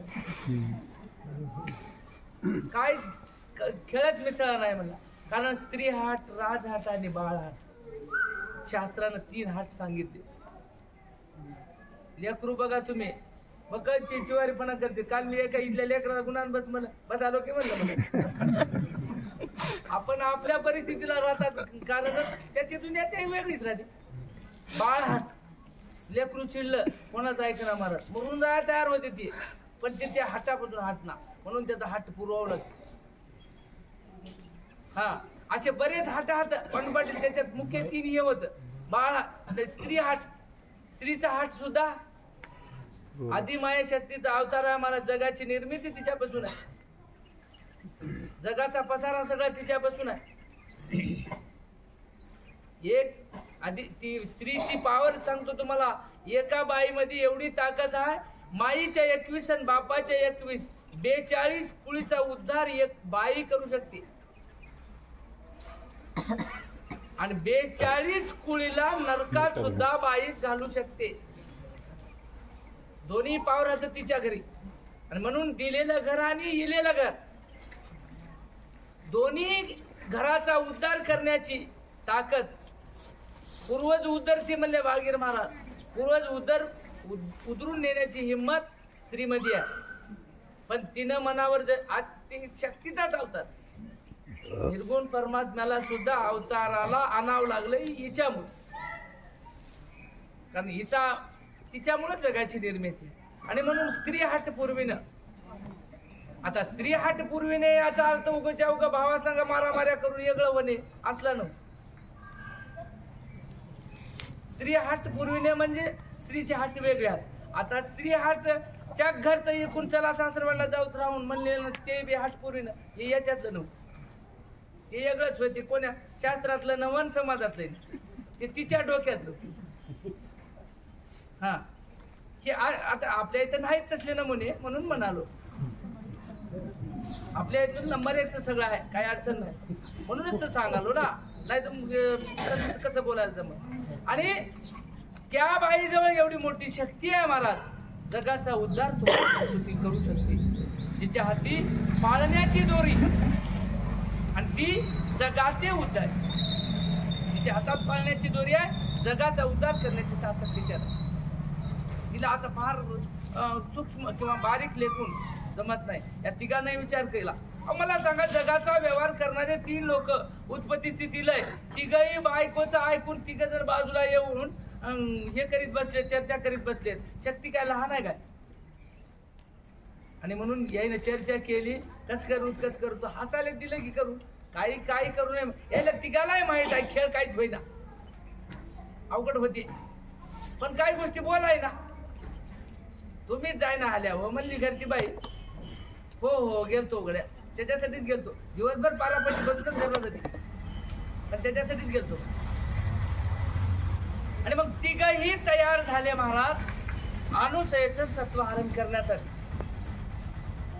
काय कराव काय कराव काय कराव म्हणत म्हणत म्हणत निघाले भद्रिका आश्रमाकडे जाण्या अनुसयाच्या घरी जाण्यासाठी. तिघांनाही वाट्यामध्ये तिघांनाही यतिवेश घेतला. बघा आता हे पहिला यतिवेश आणि हे यतिवेश. महाराजाचे रूप इथंही महाराज राहतात आणि ते पहिलाही महाराजच होता. महाराजाचं पांघरून महाराज हिंडणारे बरेच होते. सीतेला पळविलं त्यावेळेला पांघरून महाराजाचंच होतं. महाराजाच्या कपड्याकडे बघून समाज एवढा बोलते, केवढा बोलते. त्या कपड्यामुळं सीतेला हरण करून रामायण घडीलं त्या कपड्यानं. आणि समाजामध्ये फिरणारे साधूचं सोंग घेऊन किती लोक आहेत. हे सगळ्याच्या आधी महाराज कोणाला कळत असेल, महाराज कोणाला कळत असेल तर फक्त बाईच्या जातीला महाराज कळते. आणि म्हणून तिघही निघाले. वाट्यानं जाता जाता विचार केला सत्वहरण नेमकं कोणत्या पद्धतीनं करावं, काय करावं. विचार केला, त्या विचारावर यायचं एकमत झालं. आणि जाता जाता वाटणं गारा उचलल्या, गारगोटी उचलल्या आणि झोळीमध्ये टाकल्या आणि गेले महाराज नीट असे अत्रि ऋषीच्या आश्रमामध्ये. जाता जाता घराच्या जवळ गेल्यावर अत्रि ऋषी सुद्धा याला वाटतच भेटले आणि अत्रि ऋषीकडेच निघाल्या म्हणल्यामुळं दोघांची भेट झाली आणि आश्रमात पोहोचले. लाईट येणार का सरपंच फोन करून बघा.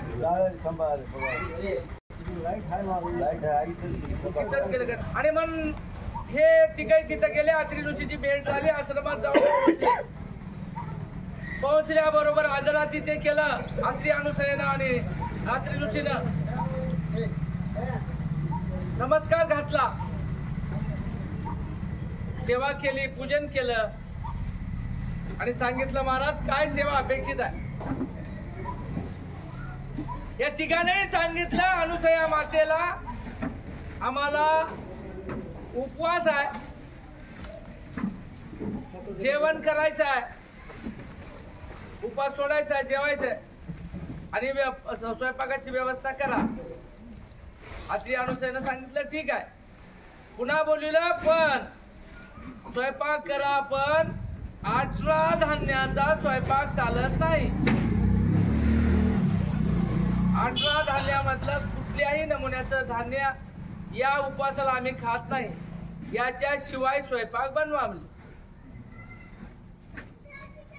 आता जगात कशाचाही नमुना स्वयंपाक केल्यावर 18 धान्याशिवाय दुसरा 18 धान्याच्या पदार्थाचा स्वयंपाक होईल किंवा 18 धान जर सोडून दिले तर बाकी कशाचं हे खेळीचा काम कापून शिजल्यावर शिजते काय.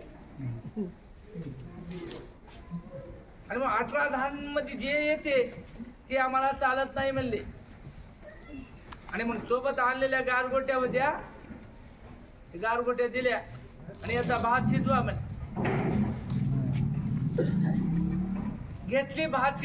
अनुसया मातेला लक्षात आलं पण चाकराची फिकीर समर्थ करी, समर्थाची फिकीर समर्थाची करी चाकरी आणि चाकराची समर्थ फिकीर यानं कर समर्थ करते. आपण चाकरानं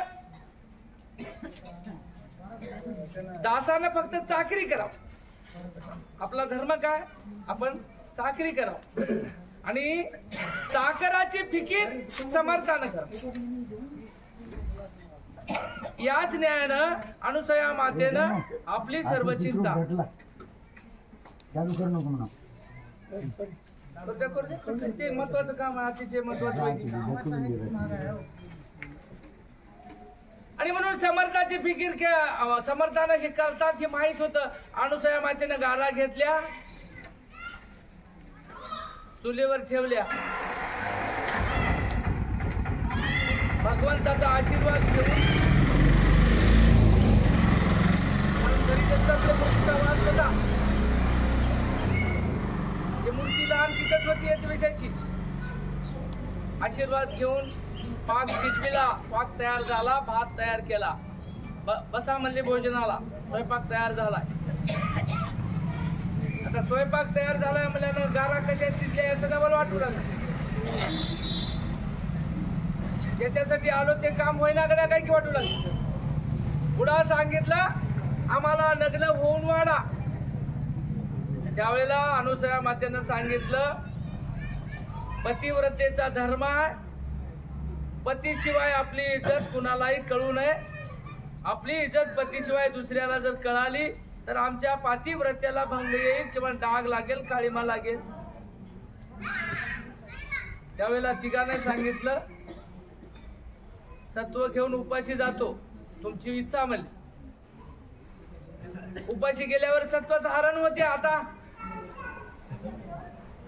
काय विचार केला, काय करावं, सुधारणा मारत त्यावेळेला काय बी माणूस धर्म संकटात पडते त्यावेळेला. पण धर्म संकटात जरी पडला, मनस्थिती ढासळला गेली, भगवंताचा आशीर्वाद राहिला आणि आत्म साक्षी माणूस खंबीर जर असेल, कोणत्याच संकटाला डगमगत नाही. फक्त सत्याचा मार्ग जर सुटला नसेल तर कवडीची त्याला भीती वाटत नाही. त्यावेळेला यांनी सांगितलं तुला लग्न वाढायचं नसेल तर आम्ही सत्व घेऊन जातो उपाशी. आता एका बाजूला सत्व चाललंय, दुसऱ्या बाजूला इज्जत चालली. काय नमुना आता अनुसया मातेचं वर्णन आहे. एका राज्यामध्ये एक बाई महाराज गर गर गर गर हिंडू लागलेली दिसली. राजानं विचारलं तिला, बाई इकडे या. राजानं बोलले म्हणलं जावंच लागली. त्या बाईला बोलिलं इकडे या म्हणले, परत त्या बाईला बोलून इकडा ना. बाई गेली जवळ. त्या बाईला म्हणले बाई का फिराले सकाळपासून, घाईमध्ये दिसालीस बाई, घाईमध्ये दिसालीस. त्या बाईनं उत्तर दिलं, महाराज म्हणली आमच्या तिकडं गल्लीमध्ये पण लावलाय, बक्षीस ठेवलंय म्हणली. आमच्या गल्लीतल्या मेंबरनं बक्षीस, चांगलं बक्षीस ठेवलंय म्हणली. काय बक्षीस ठेवलंय? काहीच नाही म्हणली. जी बाई 5 वाजेतोवर 100 जणाला बोलून 4:45ला इथं येते, तिला 10,000चं बक्षीस आहे. म्हणून मी आज सकाळपासून बिन भाकरीत हिंडालो. आणि त्याच राजाच्या घरासमोर एक बाई मोठ्यानं लढू लागली. त्या बाईला प्रधानजीनं बोलिलं, म्हणली इकडे या. काय झालं बाई लढायला? ती म्हणली राजश्री माझ्या वयाचे 85-90 वर्ष झाले. मी हातात संडासला जे मडकं नेत होतो ते मडकं फुटले म्हणून मी लढा. मडकं फुटलं तर काय झालं म्हणला राजा? काहीच नाही म्हणली. 85 वर्ष वय झालंय, माझी इज्जत फक्त त्या एका मडक्यानं बघितली होती. आता दुसरं मडकं घ्यावं लागते, माझी इज्जत दुसऱ्याला दाखवावं लागते म्हणून रडालो म्हणते. दृष्टांत संपला. पण सिद्धांत ऐका, एक बाई दुसऱ्या मडक्याला इज्जत दाखवावं लागते, माझ्यावर कठीण वेळ आली म्हणून रडाली. आणि एक बाई 98 संपले, दोघाला बोललं की बक्षीस मला मिळते म्हणून हिंडाय. दोन्ही बाया त्याच नगरीतल्या होता. आदिमाये शक्तीचा अवतार असावय. आणि म्हणून ही अनुसया मातेनं भगवंताची प्रार्थना केली आणि भगवंताला सांगितलं, शहादत्ता दूर कर माझी चिंता, तुझं बिन मज कोण तारिता, न दिसे सर्वता देवा तू येई बा. आणि म्हणून तुझ्याशिवाय आता गत्यंतर नाही. आणि म्हणून नग्न होऊन वाढायची. ठीक आहे म्हणले, सत्व जाऊ दे ना, तुम्ही जेवायला बसा. जेवायला बसल्या महाराज तिघाला आसन टाकलं, पत्रवाळ्या टाकल्या आणि पत्रवाळ्या टाकल्याच्या नंतर जुन्या काळात प्रथा होती, पाणी वाढण्याच्या आधी पत्रवाळीवर पाणी वाढीत गेले. मला माहित नाही पण शास्त्र सांगाल. बसल्यावर पत्रवाळी टाकली, पत्रवाळीवर पाणी टाकण्याच्या नादात मंतरलेलं पाणी यायच्या तिघाच्याही मांडीवर पडलं, कोणाच्या पायावर पडलं. पत्रवाळीवर टाकण्याच्या निमित्तानं सांडलेलं पाणी भगवंतानं दिलेलं पत्रवाळीवर टाकू लागली अनुसार माय, पण टाकता टाकता प्रत्येकाच्या अंगावर पडलं. अंगावर पडल्याबरोबरही 5-5 महिन्याचे लेकरं होऊन बसले. ते इज्जत गेली नाही, सत्व ढळलं नाही. लेकरं 5-5 वर्षाची होऊन बसले. तिघालाही 5 वर्षाचं रूप बघितलं अनुसया मातेनं.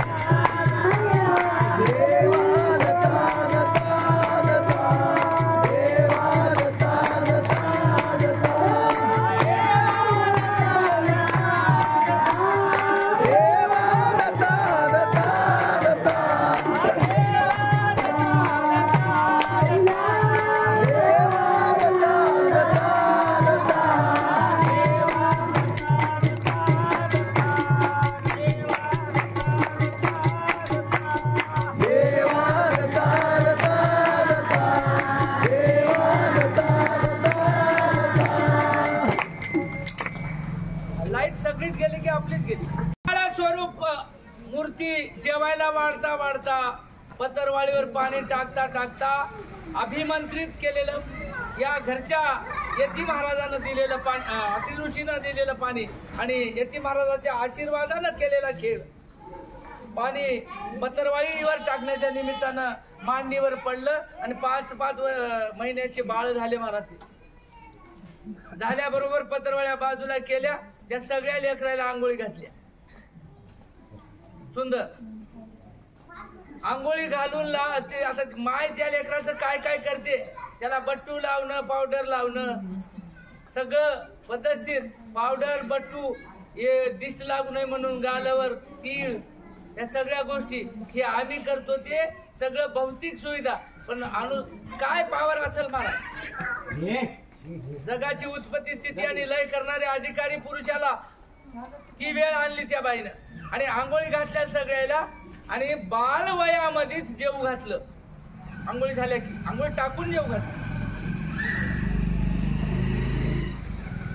सुरुवातीला स्वतः खाऊन बघले. 5 महिन्यात ते लेकराला खायचे का तसलं घेऊ लागलं, नुक तोंडानं सारून घेऊ लागलं. एकडे पासून त्याकडे पासून लेकरं कसे खातात. आणि पुन्हा बघितली, अरे अरे जमना झालंय. पुन्हा त्याचं तोंड बिंड पुसलं, त्याला जेवू घातलं आणि जेवू घालून पाळण्यात टाकून हलू लागली. येते काय पाळणा येते, मग आता वेळ नाही चला. आणि पाळण्यात टाकून झोका देऊ लागली. किती दिवस झाले आता हे काय लग्नाला येऊ तर झोका देईल की कसं. 5-7-8 दिवस झाला सृष्टीचा कारभार बंद झाला. आता इकडे यायचं काम जे आहे बंद पडलंय. दैवता सगळ्या भगवंताकडे गेल्यात. गावाला कोण वाली आहे की नाही कारभार चेक बंद पडलाय म्हणले सरपंच कुठे नांदेडला जाऊन राहते की काय मंदिरावर येऊन कोणी तिकडे वळीवर येऊन बोंबलू लागले झालं आणि जगा कारभार बंद पडला ना आणि म्हणून देवाने व्यवस्था केली कारभार बंद पडला देवतेचा ताप झाला सगळे देव आले देवपाशी गेले सांगितलं ठीक आहे ठीक आहे ठीक आहे काही हरकत नाही ही सगळी गोष्ट झाली शेवटी यायच्या बायका विचार केला या बायानं आज येतील उद्या येतील घरी खुश 2 दिवस खुश होत्या आता अनुसया मातेचं सत्व हरण करणार आणि जगातली पतिव्रता 1 नंबरची म्हणून मला आज मान मिळणार प्रत्येक जण छातीवर करून झेंडू लागली तिघी बायापैकी 2 दिवस खुश होत्या तिसऱ्या दिवशी विचार केला घरला येणं गेले कारभारी 1 दिवस गेला 2 दिवस गेला 3 दिवस गेला 8 दिवस गेले येईच ना शेवटी नारदाची फेरी आली म्हणली नारदजी हे कारभारी आपले कुठे गेलेत की हे दुरून हसून म्हणाले तुम्ही धुडका बो लावून पक्की दिले आता तुम्ही धुडका बा म्हणा धुडका बाबा पण नेमकं जावा कुठे सांगितलं ठीक आहे मी पत्ता घेऊन येतो यायच्या सांगण्याहून नारदाने फेरी मार नारदाला चेक माहित होत नारदाने फेरी मारली आत्री अनुसयाच्या घरी पुन्हा साष्टांग नमस्कार घातला बघितलं तर भगवान तुम्हाला सांगू काय आता ते सांगू नये असल्या अवस्थेत ते लेकर जाग्यावरच मुतून चिवडू लागली माहुराचा धबधबा जगी गाजला अनुसयेना ते बाळा तळहाती घेतला अनुसयेना ते बाळा तळहाती घेतला अनुसयेना ते बाळा तळहाती घेतला जगी गाजला माहुराचा धबधबा जगी गाजला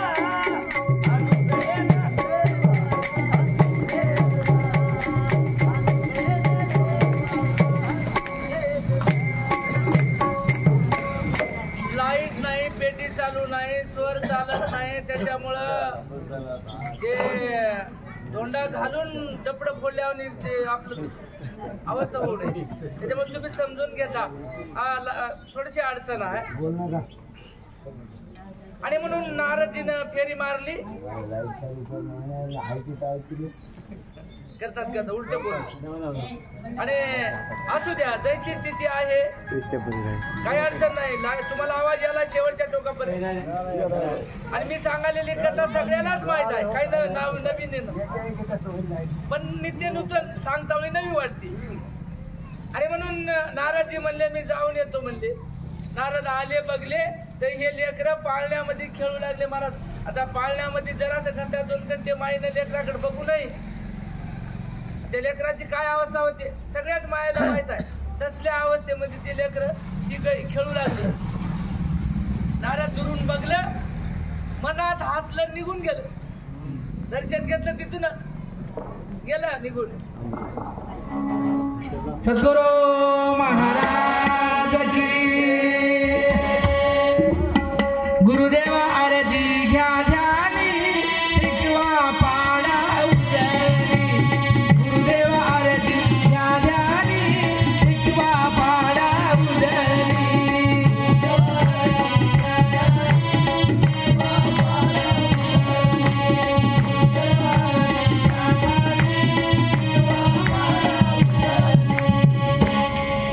अतिशय सुंदर आरती त्या ठिकाणी उग लाईट आली म्हणून सहज आठवली म्हणून आणि म्हणून काय विषय कुठून लेकरे पाळण्यात खेळू लागले हे गेले नारदजी आणि पुन्हा तिन्ही घरी जाऊन सांगितलं तुमचे कारभारी सगळं ब्रह्मांड फिरलो म्हणले मी तीनही भुवन फिरलो अनुसयेच्या घरी हात काही की वाटालंय म्हणजे मला काय ओळखू आले नाही. कसं ओळखू आलेत म्हणावं की आता त्याचं कर्तव्य कुठं, त्याचा कारभार कुठं, त्याची ते आधार कार्डावर त्याची फोटो कुठं, हे दिसालेत कसे, याच्या आधार कार्डावर नाव नीट नाही. सगळं हे आमच्या केरबाकडचा 100 चुका बघा, हे अपडेटच केलं नाही, दिले आपण नसल्यावर ते तरी काय करते. आणि म्हणून नारदजीला बी याच्या गटा फोडायचा आहे ना, गर्भधारण करायचं, त्याला मदत करायची. आणि अनुसयीच्या घरी दिसालेत काय की, आणि आम्हाला काय ओळखू येणार झाले, तुमचे नवरे होत तुम्हालाच ओळखू येतात, त्याच्यामुळं आणायला तुम्हालाच जावं लागते असं नारदाने सांगितलं. आता का आणू नाही तर सृष्टीचा कारभार बंद, आणि जावं तर आता तोंड नाही. हे वाट लावले आपण हरण गर्व करायसाठी अनुसयाचा. आता जावा तो कोण्या तोंडाने जावा, दोन्ही बाजूलाही सक्षमपणाने वटीतात उपाय कसली राहू द्या. तिघी जणी तयार झाल्या. आता काय इलाज आहे, पतिव्रता धर्माला जागा लागते. अन्न नाही, पाणी नाही, काही नाही, कारभार खेळत मिसळून गेला. गेल्या महाराज बद्रिकाश्रमात आल्या, अनुसयेच्या घरी अनुसयेला साष्टांग नमस्कार घातला. अशा दंडवत दंडापरी काही न उरी उरावे, साष्टांग दंडवत घातला, कुठलंच अंग राखून ठेवलं नाही, असा साष्टांग नमस्कार घातला तिघी नाही. आणि सांगितलं आमचे नवरे आम्हाला द्या. अनुसयाबाई म्हणजे तुमचे नवरे मी कशाला मग काय गडी वाटत कशाला, काही मला सगळं आमचं माफ करा, आम्हाला 10 बाऱ्या माफ करा, पण आम्हाला आमचे पती वापस द्या. बाहेर काम करू लागले अनुसयामाय. त्यावेळेला याचा संवाद झाला. आणि काय हरकत नाही, तुम्हाला पाहिजे असतील तर घरातले पाळण्यात बघा म्हणली, आणि घ्या. पाळण्यात बघा म्हणले खेळ अवघडच वाटला. विचार केला, चटकन नमुना वेगळा दिसायला. मध्ये गेल्या घरात गेल्या तर 3 जण 3 नमुन्याचं सारखंच रूप आहे. कोणतंच लेकरू डावं उजवं दिसेना, सेम दिसायला सगळे सारखे. याला काढवा, त्याला लपवा, त्याला काढवा, याला लपवा, सेम दिसू लागले. बाया तिने बी या लेकराकडे बघल्या आणि आता मात्र परेशान झाले. लक्ष्मी पार्वती कमलीकडे बघाली, कमलबाई याच्याकडे सावित्रीकडे बघाली, एकुणेकीच्या तोंडाकडे बघाल्या. आणि तिला विचारले तू नवरा कोणता होईल. तिने म्हणाले तू नवरा कोणता होईल. उघडणे हळून बघाल्या. अशा जागी त्याला पेच पडला. हे मानवराव होय म्हणून जर हात लावला आणि दुसराच निघाला तर आतापर्यंत सगळं पाण्यात जाते. आणि म्हणून यालाच ह्या विचारालाच म्हणतात तंतू कातणीचे धरण. इतका बारीक विचार करावा लागतो संसार जगत असताना, इतका बारीक विचार करून परमार्थ करावा. आणि म्हणून विचार केला, कदाचित दुसऱ्याला स्पर्श झाला आणि हे माझा नवरा होय म्हणल्या की आपलं सगळं गेलं. एकुणेकीचा चाळ लागला आणि सगळ्याची अवस्था हेच झाली. पुन्हा अनुसया मातेकडे गेल्या, पुन्हा साष्टांग नमस्कार घातला आणि माते कसंही करून आमचे नवरे आम्हाला ओळखून द्या. गद अनुसया माया हसली आणि त्यावेळेला सांगितलं तुम्हाला ओळखू येणार काय. बरं इतकं करून मी अनुसया मायेला मी तुमचं काम केलं, तुमच्यापेक्षा मी लई शहाणी आहे, मला आज लई खा जमते असा भाव अनुसयेचा नव्हता. अनुसयेच्या त्याच्या प्रती अनुसयेचा भाव उत्तम होता. एवढ्या त्याचं गर्वहरण करून त्याच्यावर ही वेळ आणली, पण अनुसया मातेचं असं उपरोधिक स्वरामध्ये बोलणं नव्हतं. मर्जीचं आर्जीचं कोणावरही अशी वेळ येते हे बोलणं होतं. आणि म्हणून एखादी समजा शिवचरण अडचणीत आला, त्याचं काम करता वेळी हे हे असंच होते रे, हे हे असंच होते रे असं म्हणून त्याचं काम करण्यात अर्थ नाही. त्याचं काम करायचं असं, अरे रे ठीक आहे, कुणावरही प्रसंग येते, आज तुझ्यावर आला उद्या माझ्यावर येते, चालत राहा, प्रसंगाला तोंड द्यावं असं म्हणून जर त्याला साथ दिली तर खरी साथ मिळाल्याचं लक्षात येते. म्हणून हे भाव नव्हता अनुसया मातेचा. काही लोक काम करतात वाईट वेळ आल्यावर, पण त्यांना मरोस्तोर ते विषय रोजही काढीत नाही. काम केल्याचा हा म्हणजे भाव नसा. अहो आपलं जीवनच होय पर उपकार करणे. पर उपकार या शब्दाची व्याख्याच आम्हाला कळणार नाही. अहो आपला आपल्यावर उपकार तर जगच करावे. आपल्याला भूक लागल्यावर चांगलं वंगलं खाणं आपलं आपल्या हातात, पण एखादी भुकेनं तळमळ करायला, ज्याचं घर पुरं जळून गेलंय, खायला काहीच नाही, अशा लोकांची तळमळ करून भुकेलेला अन्न देणे, ताणलेल्याला पाणी देणे, हे सामान्य जीवाची, याला उपकार केलेली वाच्यता न करणे. उच्चार तर नाहीच, पण मी तुझं हे केलो की उच्चार सुद्धा न करणे आणि त्याचं 100% काम करणे, याचं नाव परोपकार. आणि म्हणून अनुसया माईनं अशा भावामध्ये त्याला जवळ घेतलं आणि पुन्हा पाणी शिंपडलं आणि त्याला मूळ रूपामध्ये ब्रह्म विष्णू महेशाला आणलं. आणि आणल्याच्या नंतर तिन्ही पत्नीनं आपल्या नवऱ्याला साष्टांग नमस्कार घातला. आणि या 3 बाया आणि हे ती गगडी 6 जण मिळून पुन्हा अनुसया मातेच्या चरणाला लागले. आणि त्यावेळेला तिघांनी सांगितलं, धन्य तुमचा उपकार आणि धन्य तुमचा महिमा. आम्हाला आम्हीच पतिव्रता जगात श्रेष्ठ हा काय की असा स्वार्थ होता, असा आम्हाला अभिमान होता, असा आम्हाला गड्डा होता. ते आज गड्डा फुटला, आज आमचं गर्वाचं हरण झालं. आणि तुझ्या सारखी पतिव्रता जगाच्या पाठीवर कोणीच नाही. हे ती ह्या तिघानं आणि ह्या तिघीने 6 जणांना मान्य केलं.